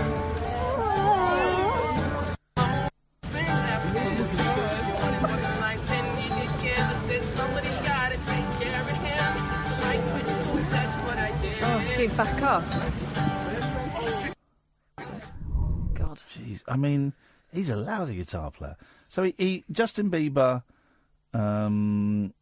So, and here's a tweet. So I'm just sitting on a fountain outside Buckingham Palace when some big black cars stop right in front of me and some kid in a pink hoodie gets out with a guitar. Turns out to be Justin Bieber and he starts serenading his missus. Oh, what a surprise. Sorry. I thought it was I'm bored of this story now because I thought it was a spontaneous display of affection and craziness. It's not. There's loads of press there. You absolute prune. There's loads of press there with massive cameras. I think public displays of affection are a little bit bullying anyway, aren't they? Like that, when it's big grand gestures. We've always said 0344 499 1000. By the way, calls have tailed off recently, but which is odd because we know that the online figures are way up. Yeah. So I don't know what's going on there, but we've talked about this before. That public proposals, that's abuse. It's abuse. I always wince. On a live TV show, you don't get it so much these days. Oh, Steve, you want to say something to Maria? Yeah, will you marry me? Because I think it's unfair pressure on the person who's being proposed to. I've seen it done, I think, in a pantomime once. Ooh. And they do it on Jeremy Kyle, don't they? Do it a lot on Jeremy Kyle, yeah. But, I mean, there's scumbags on there. They are absolute trash on there. But that show is here are my top 3 shows of the moment: Jeremy Kyle, Hardcore Porn, the porn shop thing, and Man vs Food. Okay, well, I can give you my top 3. Yeah, top 3. Top 3. Right, here we go. Ready? Yep. 4 in a bed. Yep. 4 in a bed. And 4 in a bed. Wowzers, okay. I love that show. Yeah, you're obsessed with it. It's a good show. It's a good old show. Oh, yeah. I'm going to binge on that until I can watch it no more, and then I'll never watch it again. Remember when we were really into Naked and Afraid? Yeah, I could definitely get back into that. I think I've got so much I want to do. I want to give so much to the world. I'm working on a tiny little secret project that I can't tell anyone about, and I shouldn't have even said that. I've kept quiet about it for quite a while. And I thought I shouldn't have even said that. Well, good for you. We're all happy for you, whatever it might be. It's a good one. It's silly. It's a silly little thing, but I'm enjoying it. I tweeted yesterday. I'm doing something I've not done since I was 20, and I'm loving it. Do I know what it is? Self-fillet. No, you don't. You don't. No one knows. I'm the only one that knows, and I'm annoyed that I've even let this much out. So let's. But you couldn't resist. I couldn't resist. Flapping your gums about it. Spoil it. Flapping my gums. Do you want a story about public proposals then? No, thanks. All right, well, have you got some? I've got a really good one. Oh, yeah, go on then. Go on, let's have that. Go on. Right, it's got the best things in it. Yeah. Right, it's got PlayStation games. You like that? Yeah. You like them, don't you? Yes, I do like them. And by the way, they'll grab your attention. There's a retro PS1 coming out, preloaded with 20 games. I won't be getting it. Because can you play the old games on it? Can you put a disc in there and play the old games? Because I don't think you can, so no, I won't. I'll just get a PS1 if I want one. Anyway. OK, here we go. This is from the Houston Press. Here we go. You might have seen a headline recently, something like wedding proposal hidden in Spider-Man becomes world's saddest Easter egg. This is horrendous. Right. Apparently one Tyler Schultz asked Insomniac Games via Twitter if they would include a proposal for marriage for his girlfriend, the personal trainer Madison Gamble, inside the latest Spider-Man game. Yeah. Touched, the company obliged, decorating a theatre marquee with the words, "Maddie, will you marry me?" So this is on the DVD as a hidden... It's on the game, the new PS4 game. Of what? Spider-Man. Oh, is it? It's still there. Oh, it's in the game. Well, of course it's still Forever. there. Well, they can't. Yeah, because I can't take it out. Yeah, I'm going to hack into my PlayStation and take it out. So the company obliged, decorating this theatre with "Maddie, will you marry me?" You know, like on the now showing bit. Yeah, we know how theatres work. Yeah. All okay. right, I'm just helping you imagine. I'm just helping it's you. Theatre of the mind. I'm painting. Okay, but Can you not interrupt my painting? Well, unfortunately, Maddie broke up with Schultz before the game was released. Yep. Even worse, he claimed that she'd left him for his brother. Come on, man. That's heavy. It's heavy shiz. Jacinda Chu, art director at Insomniac, offered to patch the game to remove the message, but Schultz instead asked that it be changed to a tribute to his deceased... Up yours, Maddie! No, to his deceased... Go and die, Maddie! No. He asked that it would be changed to a tribute to his deceased grandmother, because it's all about him, innit? Hi, Gran, I did Maddie. Who he credited with sparking his interest in the friendly neighbourhood web slinger. What is this? Why is this guy? They should just say, look, it's either in or it's out. Exactly. Dude. We're not dicking around and writing a little subplot for you. Thus was the perfect bittersweet tale of a broken heart concluded. I was immediately suspicious of the story.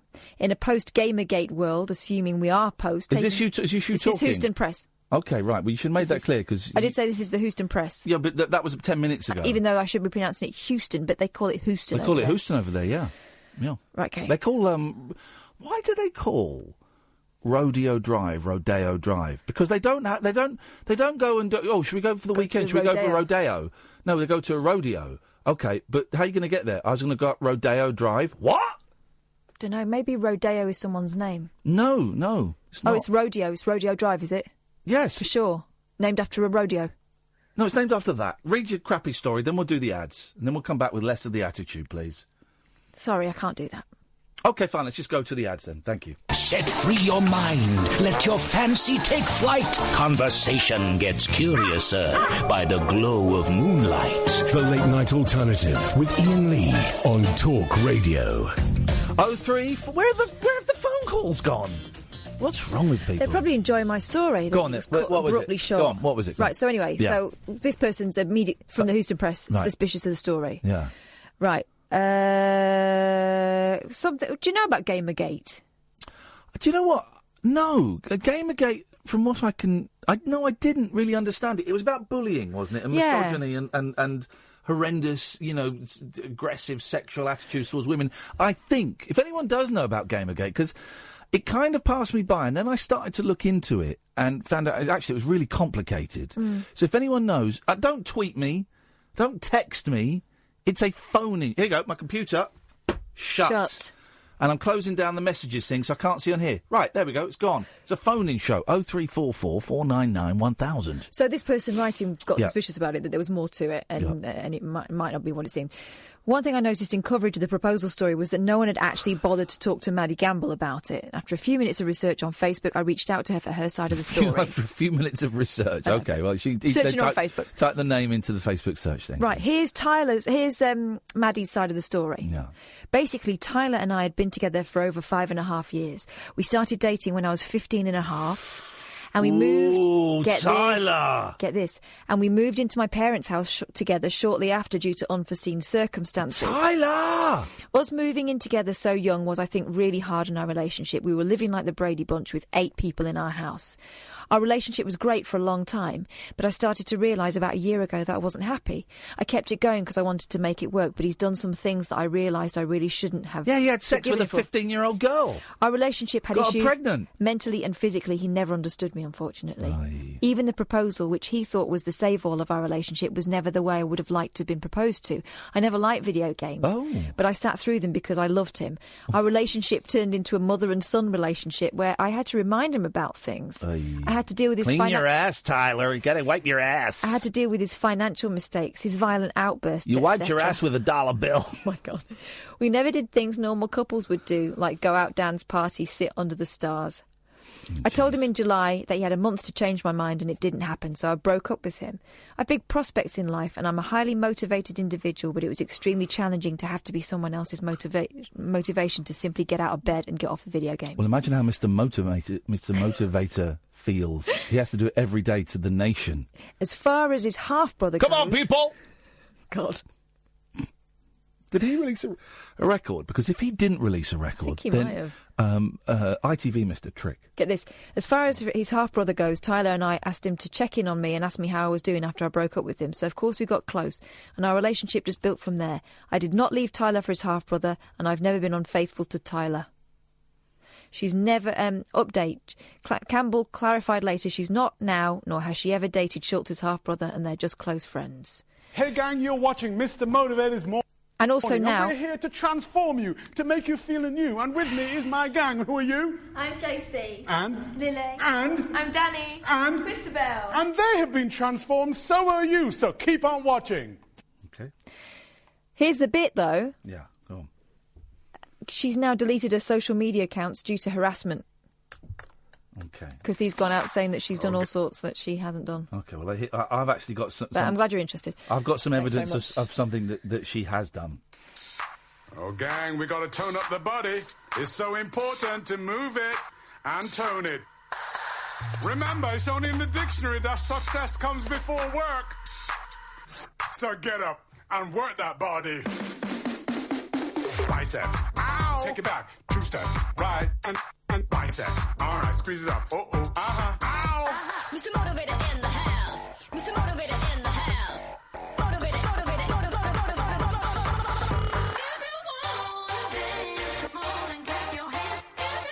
Now, that sounds very distinctive early 90s production techniques. You know, the high voice, the repeated bit.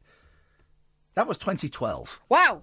That was 2012. He was going for the retro. It's on the Mr. Motivator TV channel on YouTube.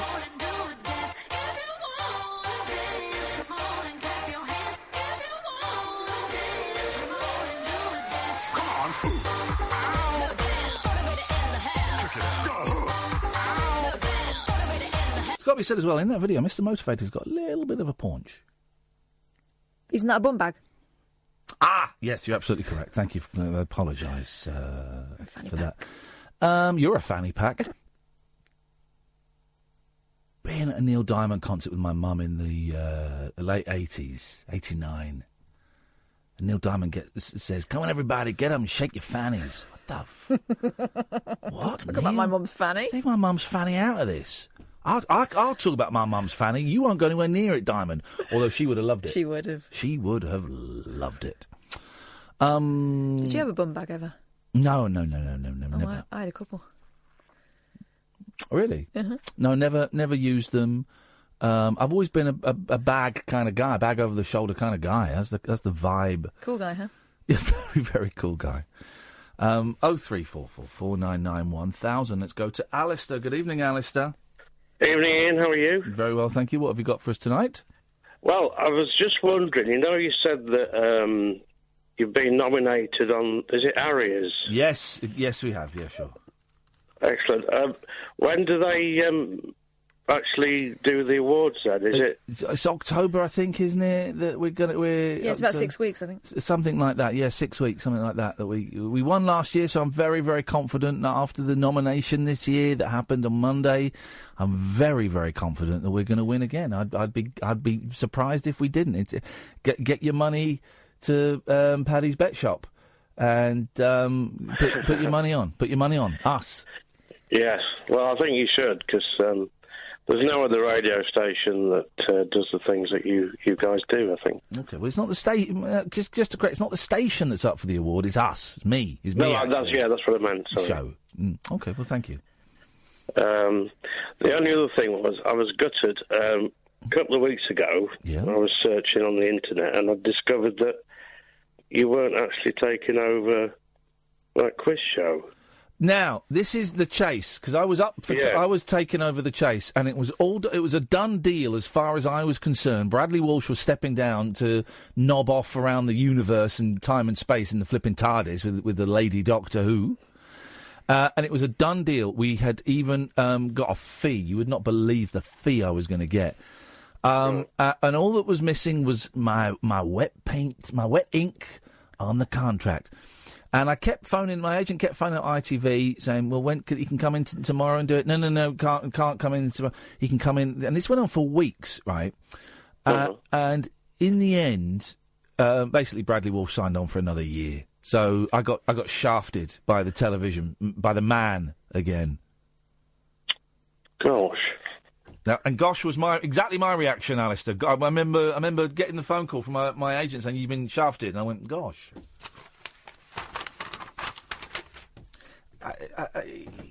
Yeah. 03444991000 is the telephone number if you want to give us a call. It's a picture of Sting looking buff. Sting's buff. He's 66. He has a physique many men half his age would envy. Let's have a look. That picture's taken from a long way away. Gosh. He's on a boat. His music is rubbish. But he's a good-looking... I like I'm an alien, I'm a legal alien, I'm an Englishman. I tell you what I heard on the radio today in a cab.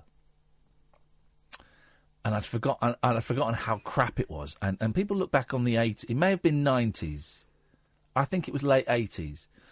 People look back on the 80s as a golden age of music. It wasn't. It wasn't. And I can see that they've done the same thing that they did to the 60s, and I appreciate it now. Now, when people talk about the 80s, they cherry-pick all the good songs. And you ignore the fact that 85% of it was rubbish. And maybe 10% was good and 5% was brilliant. That's it. The rest of it was rubbish. I remember thinking it when I was in the 80s. Yeah, I did too. And a song that was a big old hit. And at the time, it for me summed up, I think it was about 89, it summed up just how dull 80s music was, right? And they played it today. Oh, think twice. It's just another day for you and me in paradise. Yeah, Phil Collins preaching. Flipping it. And I was taken back in time. And also, he sings the chorus a lot. The verses are like... She's a lady, she sits on the streets. She ain't got no money. People walking past her. Some guy thinks that it's funny. Oh, and that's it. So that's the verse. It's like four really stupid, crappy A-B rhymes, right? Is that? Then he does the chorus like 4 times. Then another verse. Then the chorus. And you just think, is this all you've got? Is this all you've got? Multi-millionaire Phil Collins. I don't mind a bit of Phil Collins. It's no Sussudio, is it? Sussudio's I'm really close to swearing. Sussudio's a flipping great song. It is a great song. I didn't like Collins when he went slow, when he went ballady. I liked it when he was Invisible Touch. That's Genesis song, Invisible Touch. It's great. I didn't like it post Buster. No, yeah, I know what you mean. 2 Hearts, flipping it, come on. Groovy Kind of Love. What was the Diana Ross song you did? Oh, Can't Hurry Love. Can't Hurry. That was great. No. Whoa, yeah. My sister's friend, Saba Siddiqui, I believe her name was. Gosh, there's a name I've not said for over 30 years. Thought that it was Phil Collins and his brothers in that video because there were 3 Phil Collins. Oh. She thought, I remember my sister telling her, Saba thinks that there's Phil Collins and his brothers in that video. But it's 3 Phil Collinses. But because at the time, the CGI, now you could probably see like wavy lines between them. At the time, the CGI was mind-blowing. Yeah. Absolutely mind-blowing. Well, I really feel, dear listener, that we have let you down in terms of content in this hour because we've just chatted rubbish, right? But it is your fault because you've let us down in terms of phone calls, in that we've had 2 and they've both been from Vibe Vampires. So that is your fault. So if you want the 3rd hour to be good, well then you've got to pick up the telephone. I can weave gold, right? But I need some straw with which to weave that gold. So have a think. 0344 499 1000. If you want the last hour of the show to be good, give us a call now. The Late Night Alternative with Iain Lee on Talk Radio. We have ways of making you talk.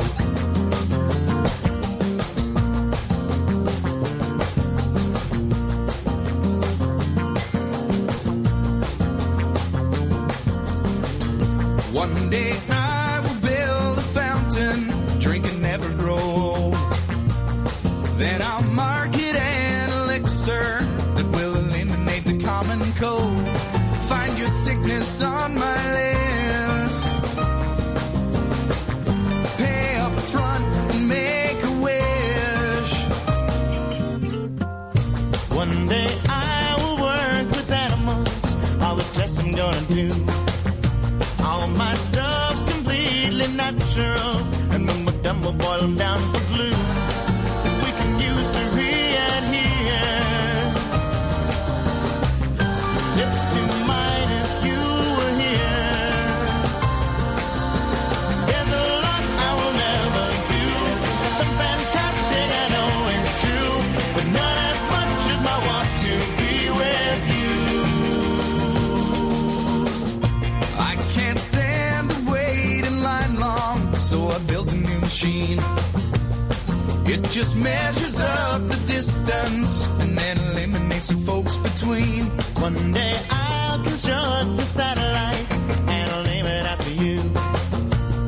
'Cause you were the greatest friend of all, except for when you split my lip in two. To see the look upon your face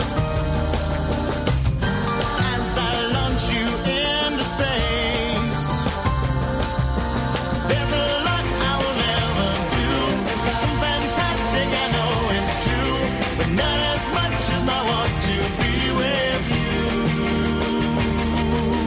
Bye bye self-respect. I haven't had much of it since you left. I missed out on the best of you.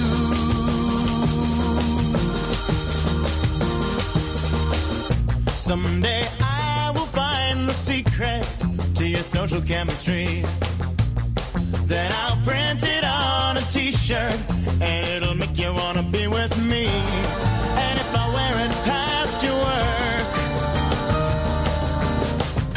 you'll see other guys are jerks. Much like pheromones for flies, you will not avoid my eyes. There's a lot I will never do, some fantastic I know it's true, but not as much as my want to be with you. Bye bye self-respect. I haven't had much of it since you left. I missed out on the best of you. Yes, man! Bye bye. That's a great album. Stumped. Bare Naked Ladies is the album. The 20th anniversary, man. The 20th anniversary. I missed out on the best of you.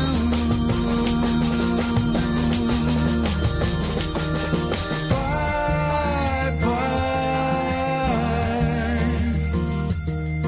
Bye bye. Bye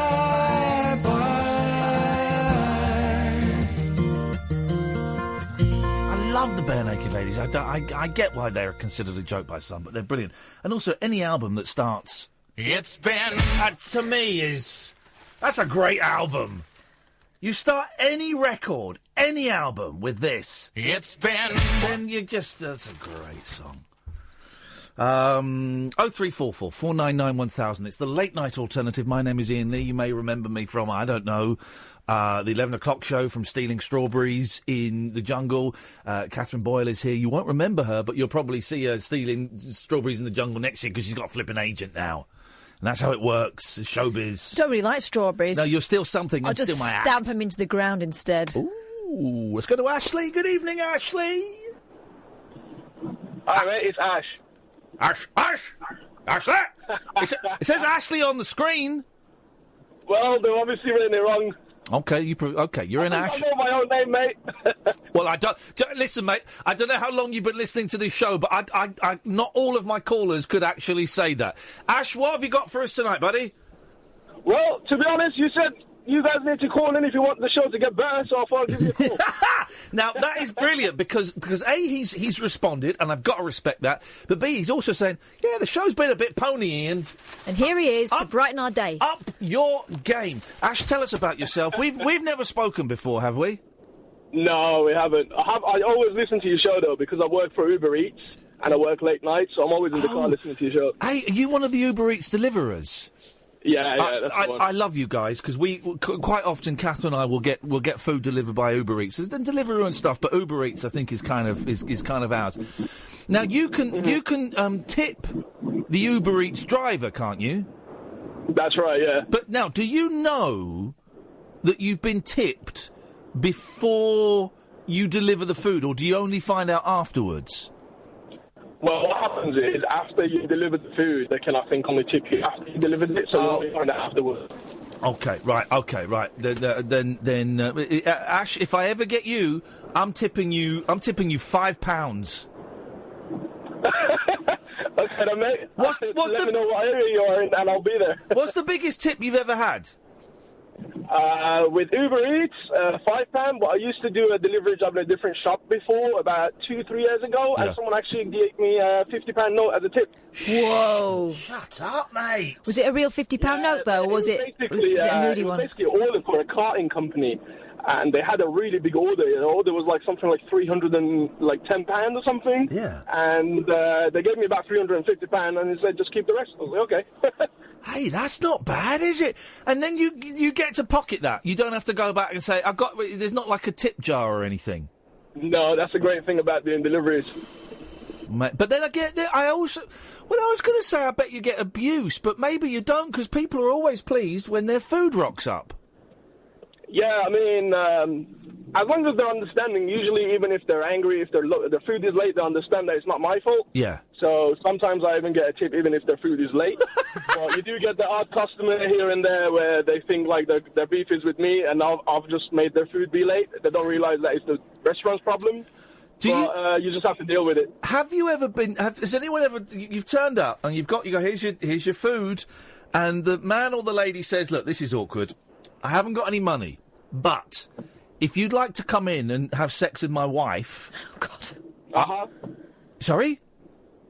No, I was just acknowledging what you were saying. Okay. I thought you said, "I have." I think you said, "Aha." Oh. No.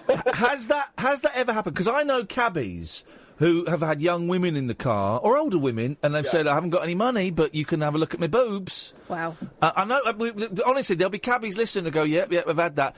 And they'd rather the money. Here's the thing, mate. Let me tell you something. Yeah. If I did that, it would feel like I've paid for sex, and that's not my thing. But you hang on. How have you paid for sex? You're getting sex for free. Yeah, but then obviously I'll have to pay for the order when I get back to the restaurant myself. You don't want to pay for that. Well, listen, man, we respect you. I think we treat our food delivery people, men and women, boys and girls, and everybody. I've got so much respect for you because I use you a lot. So well done, Ash. Keep on keeping on. You are what makes Britain great. That's a bit too much, but thanks, mate. Nice one, man. Nice to talk to you, Ash. Thanks for the call. I appreciate it. Cheers, fella. 0344 499 1000. I'm not wrong. I love the food delivery. It's Deliveroo where you can tip them before. You tip them as part of your order. And I wonder if there's any Deliveroo riders out there. Do you know the tip? Because I've tipped people quite handsomely before in the service. One guy wouldn't get out of his car. Wouldn't get out of his car to deliver my food. I had to go out to the car. Come and get it yourself, a Roo. Where are our logbooks? I have no idea. And to be honest, this has become a pattern. It really has become this is supposed to be a fun little thing. So Eben had one. Now we sent Eben the first logbook. He sent it back. Then we had to send him the second one because the first one was lost by a Scottish thief. And then he started university, so we're never going to see that again. No, that's going to be the pages of that are going to be ripped up and used for spliffs. And then there's Ross with the other one. Yeah. Now Ross tweeted her or texted or tweeted saying, "Yeah, still got it." Okay, fine. Well, can we have it back, please? Do you know what? I'm thinking they've not done their homework and they're just dilly-dallying. Just write anything. Just write anything. It's supposed to be a little bit of fun, and it's become the most stressful aspect of broadcasting I've ever had in 20 years. What is the date today? It's the 19th. Just coming up the 20th. Okay, hang on a second. I've got to Google something. No, it's the 20th now, isn't it? I've got to Google something. What is the date? 20th. Okay, 10 days. Well, it says here 10 days in September the 30th, although I don't believe it. But in 10 days' time, it's the 20th anniversary of the 11 o'clock show. Oh. So we've got to make sure that Gervais knows because Gervais is coming in. Yeah. Mackenzie is coming in. Daisy is going to come in. That'll be weird. I've not seen her since the show finished. Jimmy Carr's not going to be on the phone. Charlie Sasha? Brooker's going to be on the phone. Sasha's going to be on Skype from Los Angeles. It's going to be a big old 11 o'clock show reunion is happening on this show. And here's the thing.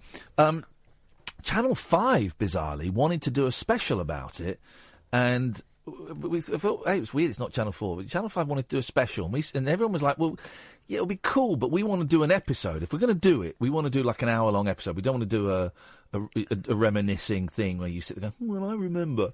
And we were yay close to doing an episode for Channel 5, and then Channel 4 steamed in and said, you can't, we own the rights to it. You can do a documentary, but we're not letting you do an episode. Right. So everyone just walked away and went, this is stupid.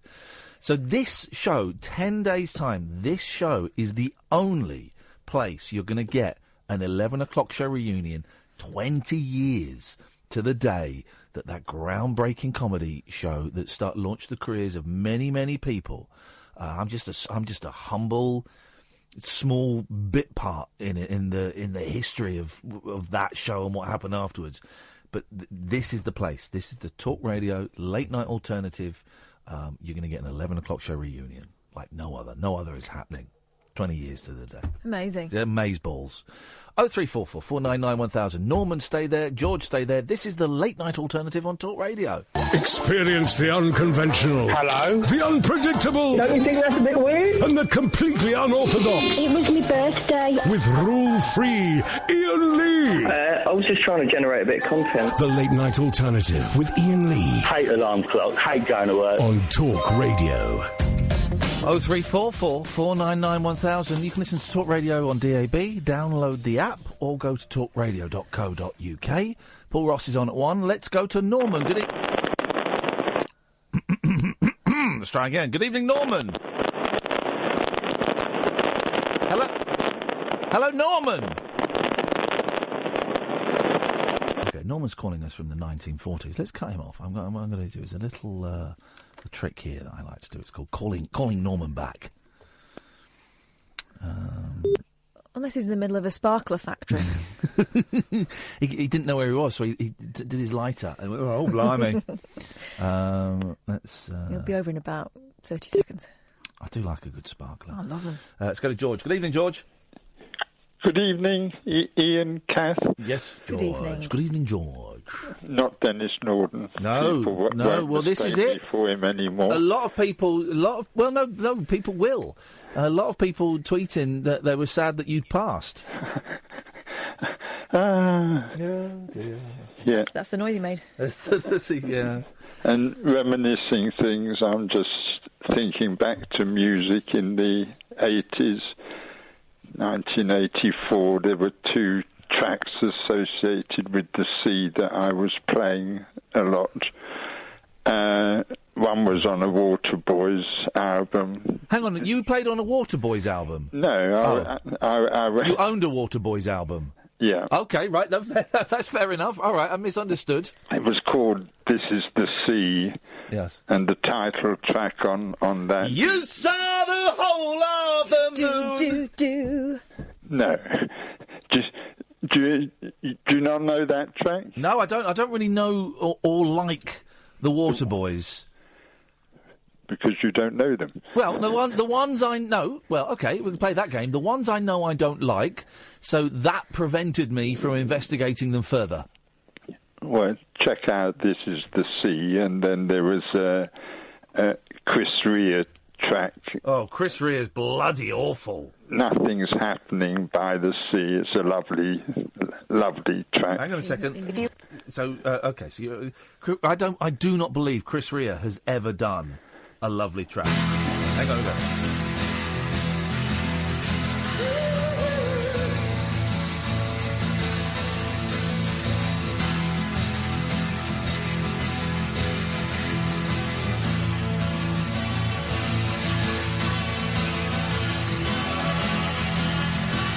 Well, this is The Sea by the Waterboys, and then one of the comments 4 months ago from Alison is, "This song is for Maggie, my dog for 15 years. I had to put her asleep this morning and my heart is breaking. She was my family.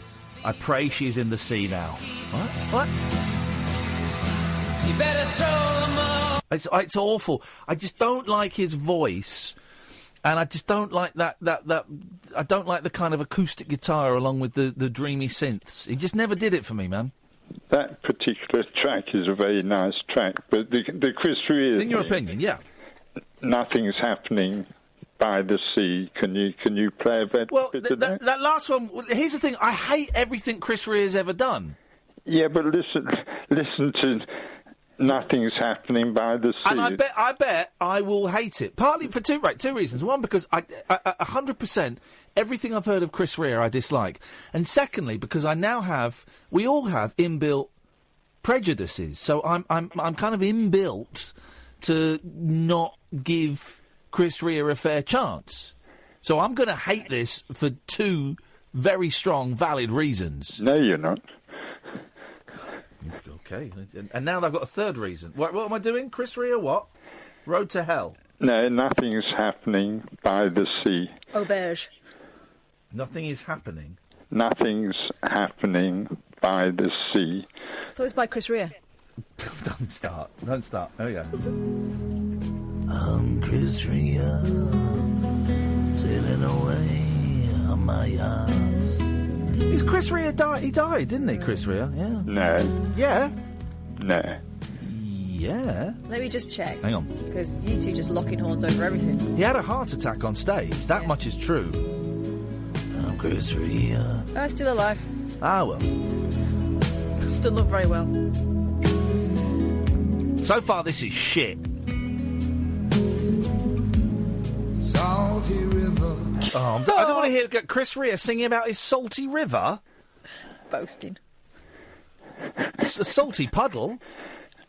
More accurate. Salty puddle on my thigh. Oh, stop. That other tune you played a bit of the other night, O.C. Smith Together, did you listen to the rest of it afterwards? No, I didn't, but then I heard you phoning up Dotton about an hour later and talking to him about that song, or Preva, the Preve.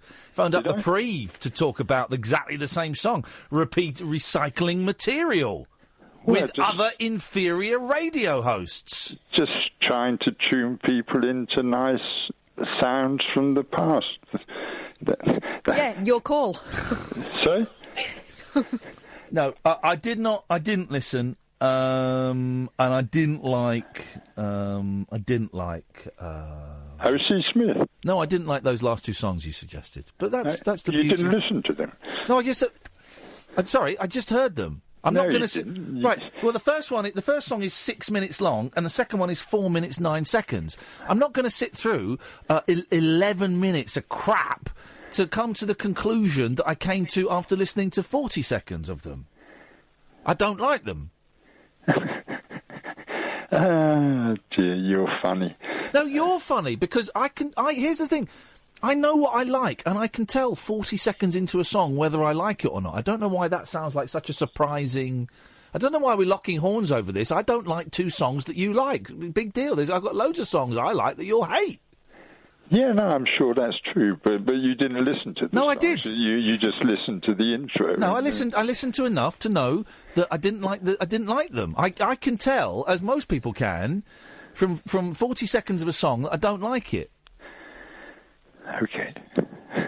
I don't understand why you're getting so defensive about crappy songs. I'm just, as I say, trying to tune people into what I consider to be really... Chris Rea Chris Rea should be hunted down and skinned. He is a criminal. The crimes against music that man has committed. He should be hunted down and trapped in bear traps on his arms and his legs so he can never play guitar or run away again, and then be shipped in a cage to The Hague, where he is charged and put on trial for war crimes against music. What that man has contributed to the world should be erased. He is awful. He sucks the soul out of pleasure. That's Chris Rea. I'm sure he has many fans out there who would disagree with him. Every Chris Rea fan is an idiot, and they need to be put to sleep, like that lady's dog, and then dropped in a river. Very, very unfair. Anyway, things go on. Things go on. What's happening with our podcast? Oh man, it's going to happen at some point. Just life gets in the way. I've not been able to do anything, kind of creative recently because I'm just weighed down with life, man. Sorting out the kids and sorting out this and stuff.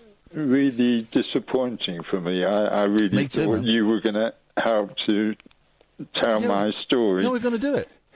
We're going to do it? It's going to get done, but here's the thing. I've got to put my kids and my divorce kind of before everything, Yeah, that's fair enough. That's fair. I'm glad it's going to get done. I'm overwhelmed with life. And I'd like to come to your gig in London on, what is it, December 9th, is it? Something like that. You'd be very welcome to come along, George. Of course you would. 6 o'clock, December the 9th. We'll put your name on the door. The Bill Murray in, where is it? It's like Islington kind of way, isn't it? Yep, Queen's Head Street. Your name, George, your name will be on the door, brother. Would you? Yeah, of course. Oh, lovely. Okay. Not letting you near a microphone, though. That's the day that John Lennon died on December 9th. Yeah, that's why we're doing it. We're going to sit around and have a séance. It was... Yeah, what's happened to your séance? Well, like I say, life gets in the way of these things. Yeah, well, it's all programmed, it's all written, it's all scripted and fated, and I'm quite convinced that whatever our fate, our destiny is great. Mm. So I still have to be optimistic for all of us. And, yeah. Okay. All right, George. Listen, nice one. Thank you. I look forward to hearing you on another radio station saying the same things as the drive home. Not really, because I'll be listening to Paul Ross, who's on at 1 o'clock. Honestly, Paul Ross puts more work into his show than any other show on this station. I hope you guys appreciate that. I hope his figures are good, because he deserves it. Let's go to Duan. Hello. Hello. Am I pronouncing Duan right? Yes, that was very good. Why does it say Norman on my screen, Duan? I don't know. When I said to your whoever it was... My boy! You only got one boy? Yes. Right, how long have we got for this conversation? We've got about 30 minutes. Long enough? Oh, that's brilliant. Listen, this is going to be different. There's going to be certainly a night alternative, okay? Okay, here we go. It's going to be my boy. There we are. No, I said he obviously couldn't hear me properly because I said Dilwyn, but the line was so bad and he thought I was Norman. Yes. Okay, well, that's fine. I wasn't storming Norman. I wasn't storming Dilwyn. I'm just topical. Dilwyn. Or Stormy Matthews. Stormy Daniels. Stormy Daniels, no, I'm a male. Okay. Okay. Okay, so we've got 29 minutes now. So far, I'm unimpressed. Are you sure about that? I'm very sure about it. It's my ship, and I will steer it any direction I want. I'll even steer it close to the. It's your shit, and you're steering it. I will steer it close to Italy, just to show off to a lady, even if it puts the crew and the passengers at risk. Oh, I see. Bang it into the rocks, you mean? Exactly. Oh, yeah, bloody hell, man. Okay, we're down now from 29 minutes to about 1 minute. Really? Because I'm very unimpressed so far. Why? What? In what way? In that this call's quite dull. Oh, I see. So you don't want to talk about Munchausen syndrome, then? Now, that's the thing where people tell lies. Not quite right, actually. OK, well, no need to say it with such a smug tone of arrogance about you. What do you mean arrogance, man? You don't know anything about me. No, I know the tone of your voice was smug and arrogant. So no. There it was again. You're presuming, and it's always wrong to presume. No, and it's not always wrong to presume. Sometimes it's very accurate. No, it's not. So, how do you say... carry on. No, I've finished. I'm waiting for you to correct me. OK, Munchausen syndrome. And you said, oh, that's when you're lying. No, it's not true. Well, no, it's not. Also, well, you're a liar, because that's not actually what I said.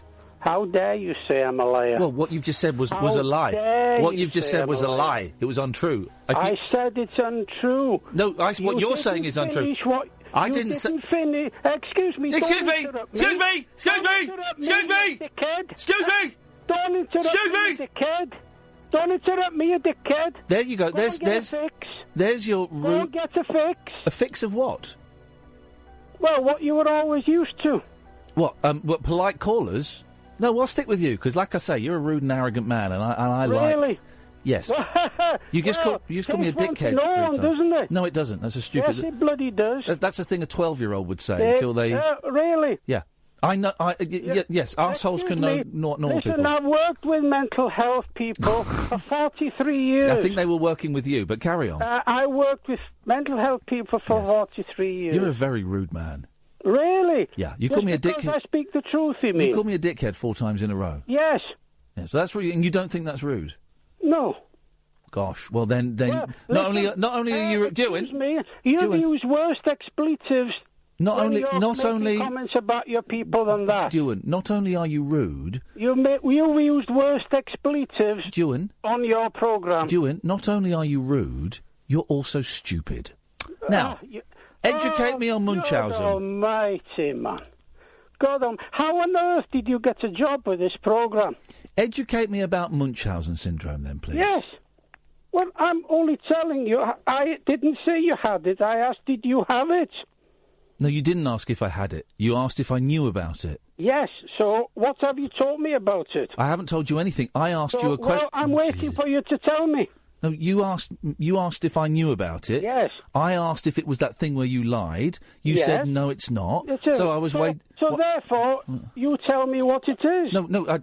If you'd have paid any attention to the conversation, it's obvious that I don't actually know what it is. I'm looking forward to you educating me. I don't know much about anything. I don't know much about Munchausen syndrome. Would you like to educate me? No, I'll tell you what I know about rude Welshmen.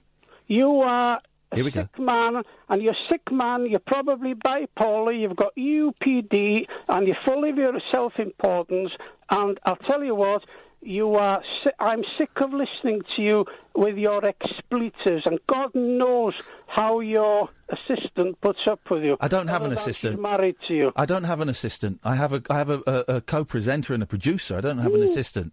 Oh, God. She's actually more important than me, so I would treat her with a bit of respect if I were you.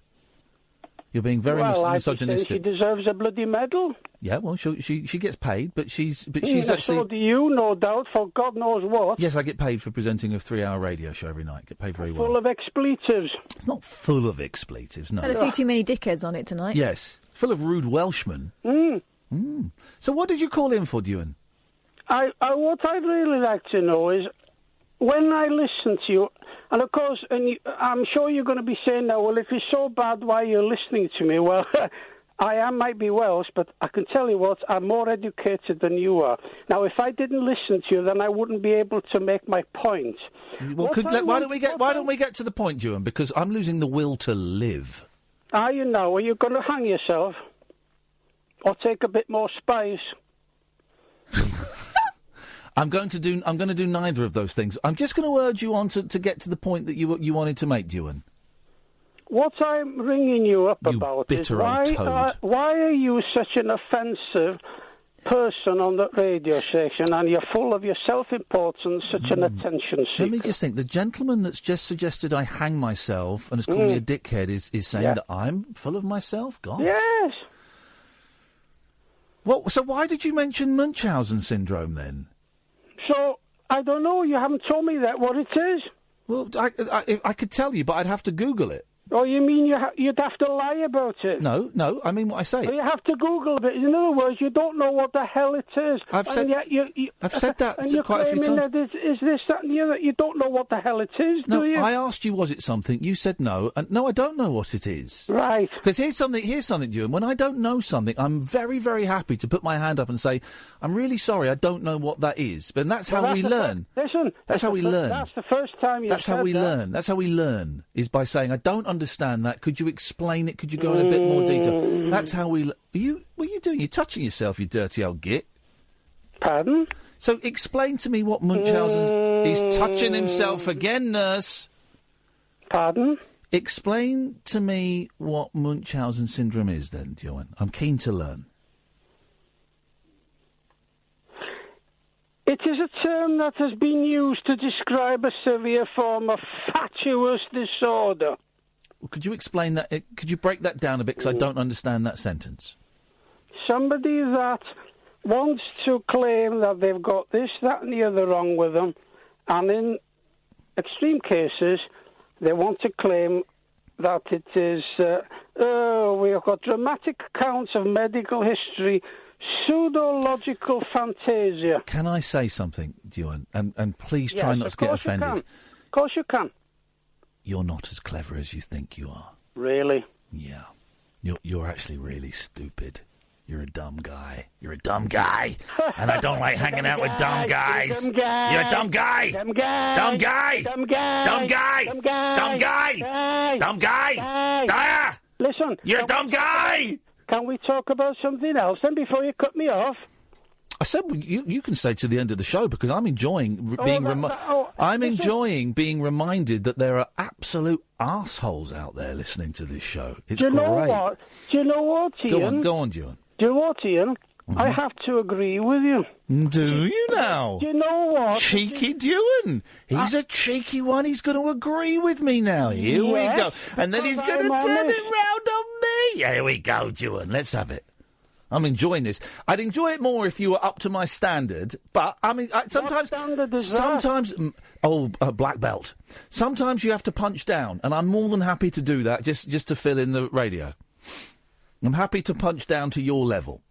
I'll dumb down. I'll come down to your level. Okay, instead of bringing you up to mine, because I think just the gap is too big, I'll come down to yours. All right, away you go, man. What? Can you translate that to English, please? Yeah, I'm cleverer and faster and better than you. Illusions of grandeur. I'm prepared to come down to your level, your pathetic level, and spar with you in the gutter instead of sparring on my throne. Because I'm a nice guy. Says who? Says a lot of people. Who? Says my mum. My mama says it. My mama says, Ian, you're a nice guy. I don't care that you murder people. You're a nice guy. You're such a nice guy. And you say my mama's a liar, Duan? You calling my mama a liar? She's in a wheelchair. You calling a lady in a wheelchair a liar? People lie whether they're in wheelchairs or not? No, they don't. No, people in wheelchairs do not lie. Really? Really? How do you know that? Because why would someone... How many people have you seen in wheelchairs? Hang on, let me count. Where have you been? Have you gone around the UK? Yes, I have gone around the UK in a wheelchair. Just to observe wheelchair people? Just to observe wheelchair people, yes. I've been around the wheelchair. In and out of buildings? I've in and out of buildings, yes. And in and out of vehicles.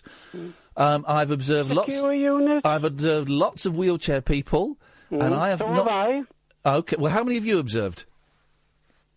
Well, I can't count because there's so many. Well, I'm being honest with you. I don't know, but I've seen hundreds. them. Hundreds. I've observed them. I don't know how many. Well, 500. I have said I don't know. More or less? Estimate, guesstimate. More or less than 5. Christ. But good God, you see them every day, every time you go out. So would you estimate? It's a totally impossible It's question not. to It's not. answer. It's not. You asked. Yes, it is. You asked And it. if it is, You asked look, it. If you answer You it, asked you're it a me. liar. You asked it me first. So, would you say you've seen more or less than 500 wheelchair people In what period of time? in the last 10 years?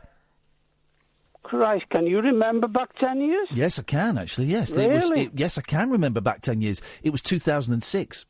Oh, really? Oh, God, you didn't do well in maths at school, did you? Yes, I did. I got a 2-4. Oh. You mean 2010, 10 minus 2, 4.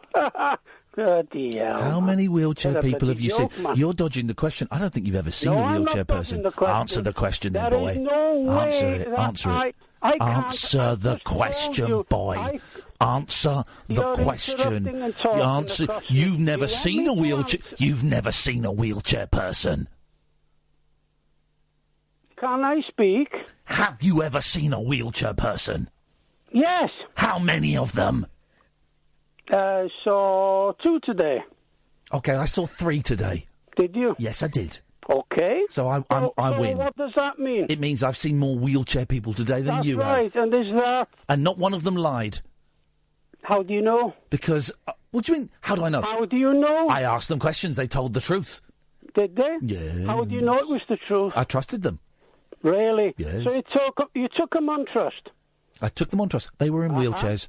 So you don't really know if it was true or not, do you? I took them on trust. I trust wheelchair So people. you don't know if it was true or So not? you're saying that wheelchair people are evil? No. I bet you think some of those people can walk. Can I speak again? You're the man that used the word evil. I haven't even thought about that. I think The wheelchair only word people are I've evil, used is but whether honest. They're truthful or not. I think they're evil but honest. Going around silently on their wheels, sitting down so that their legs don't hurt. No, I don't trust those guys. But I do believe them. Believe what? That they tell the truth, but I don't trust their intentions. Do you know what? You're balmier than I thought you were when I first came on. You really are, man. By God, lad. Yeah. Yes. Yeah, this is getting more complicated by the second. Isn't it just? Absolutely. Duan, isn't it just? That's not a very good impression. It wasn't an impression of you. You don't know who it was an impression of. So It was who an was excellent. it then? My mate Steve. Steve O'Grady. Oh, I see. He's in a wheelchair. He's a wheelchair person. And he wants to take over the world, starting with Wales. Wants to take over Wales. God, this guy's... And what for? To get rid of idiots like you. Do you know what, lad? You really are not educated, are you? You really are not. I know why you're thinking that I'm stupid because I'm Welsh and I'm in Wales. But you know what? You really do not know me at all. What are you beefing on about? You just said idiots like me. What are you beefing on about? Are you real? That's not a good impression either. Are you real? And you keep repeating yourself. Am I talking to myself here? Is your CD scratched? Just shut it, pal. Pardon? A guzzler. Hey. Can we get a word in edgeware here? That's it, do it, Unga, unga, unga, shanga, unga, unga, unga. Is that... what number is that in the charts? Who the hell is in Jamaica? Pardon? I don't know, mate. Neither do I. Oh, are you real? Pardon?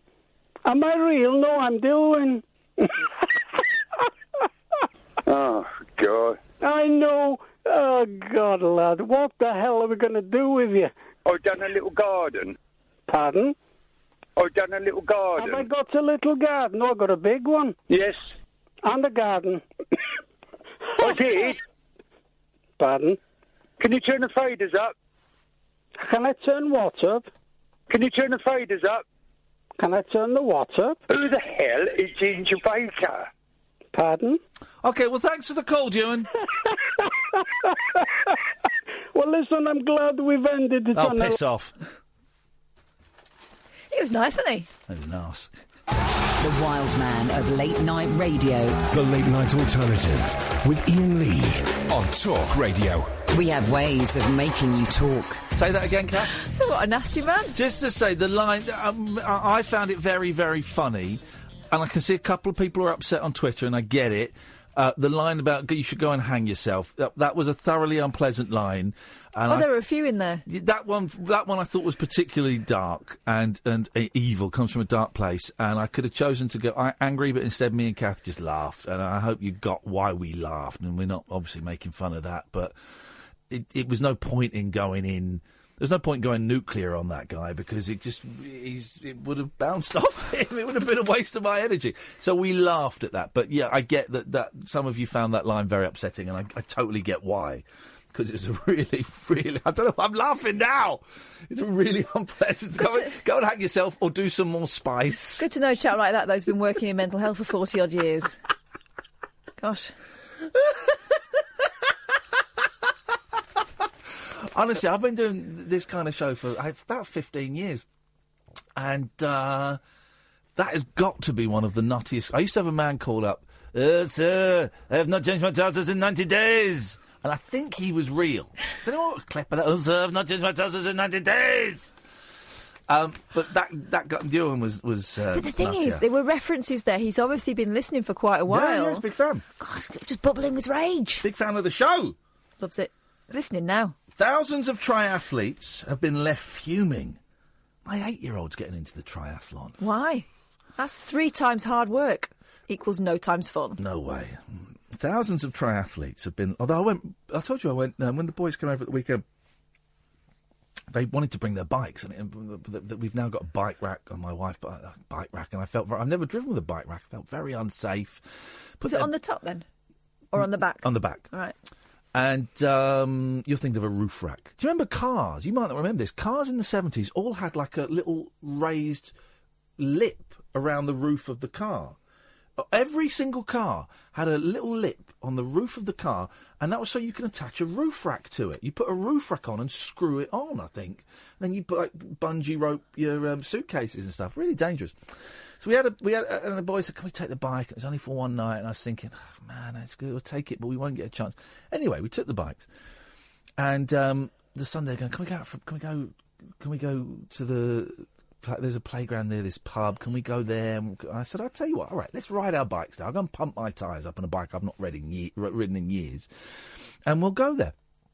And I don't remember why I'm telling this. Anyway, we went for a little bike ride. It was only a short little bike ride. You know far away the pub is. We went for a bike ride. My youngest, nearly got run over. It's fine. And it was a lovely, charming experience going out with those boys. It's fun. You got onto that because we talked about the triathlon. Oh, yes. Thousands of triathletes have been left fuming. Sorry, I'm distracted by Stormy Daniels doing some sexy poses, but in what is obviously a public toilet. So, kind of, thinking, oh, yeah, oh, no. Thousands of triathletes have been left fuming after being forced to run an extra 1.3 miles in a course blunder. Oh, dear. I remember years ago doing at school, I was made to do cross-country by a teacher I thought was an arse of a man, a bully, a science teacher.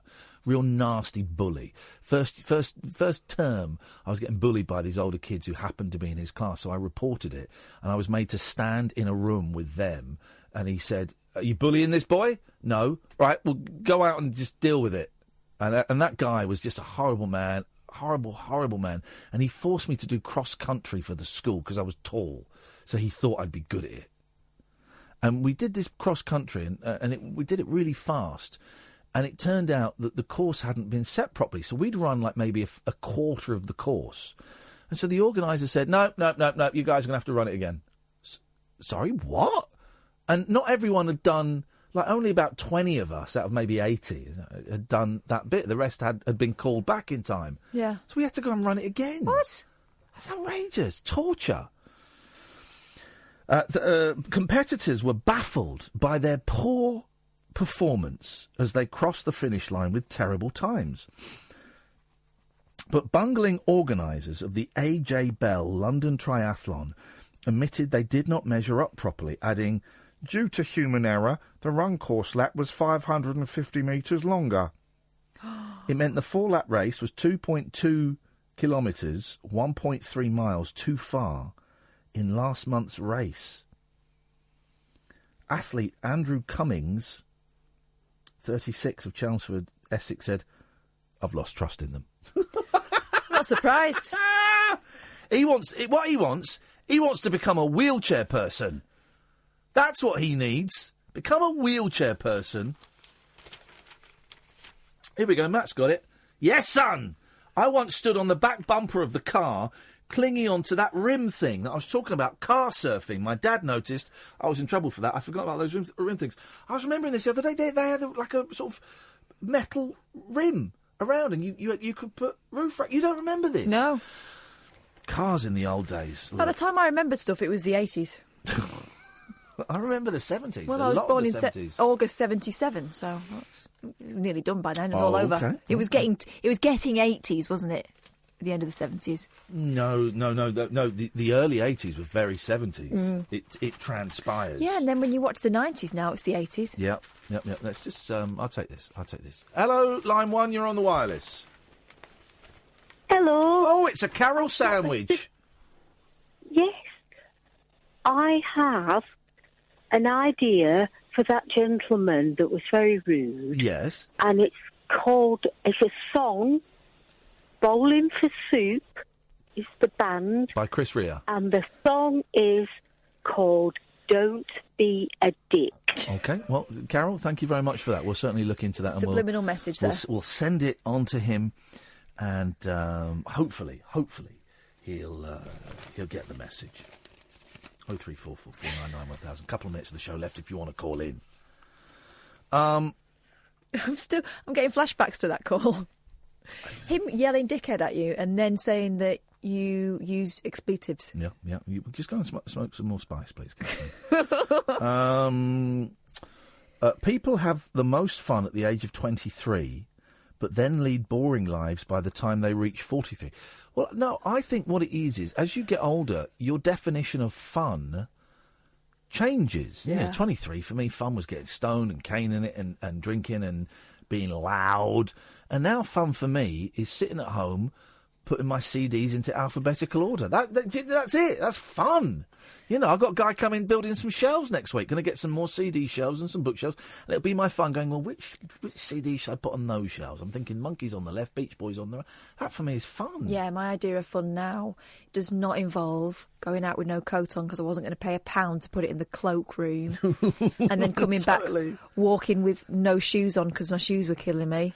It was fun then. It wasn't the £1 in the cloakroom that put me off. It was queuing for the cloakroom at the end. Look, I just wanted to get out. But for the most part, you could usually stick your coat down the back of a sofa. And I only got it nicked once. So worth it. People lead boring lives by the time they reach 43. And that's not great news for Hollywood stars Kate Winslet, Reese Witherspoon or Benedict Cumberbatch, who all turn 43 this year. I'll take this. Let's go to... hello, line 1. Oh, hello. That was quick. Yeah, well, yes, hello. We're on straight through. We're on straight through. This is Iain and Katherine is there. Hello. She's the lady. On this Hi, one. Kath. Hello. Hey, it's not working on the radio. Did you know? Well, no, because I'm in the radio. What's not working on the radio? Well, I know you're inside it, literally inside it, like a tiny little Rick and Morty kind of people. Let us out! No, what's not working on the DAB? No, man. No, nothing happening. About the last 10 minutes, ever since that really freakazoid guy rang you up and he's having a go about... oh, God. Wow. Maybe he's he's a novelist. wizard. Well, you can listen on the app or you can listen online, and all I can do, Rick, because that's your name... All I can do is apologise, man. That's lousy, and I'm sorry that happened. Hey, you didn't apologise to me. No, I do, and it annoys me because I want as many people as possible to hear this, and if I find out the DAB signal ain't working... Did I miss anything important in the last 5 minutes? You missed Carol talking about a song called You're a Dickhead. That was it. Don't be a dick. Don't be a dick. That was it. Oh, all right. Well, I'll try not to be. Thank you very much. Thank you for your telling us. SWAT, teacher's pet, bumlick. I'm going to tell the boss. What, that we had a bumlick call? Yeah. Dear boss. Work stresses and family responsibilities are blamed for taking the enjoyment out of life by our 40s. 3/4 of those quizzed said they had less pleasures than they used to, with 43% complaining of a dull routine. More than 1 in 10 confessed to being branded the fun police by pals. Cash concerns, tiredness and feeling sick. Here we go.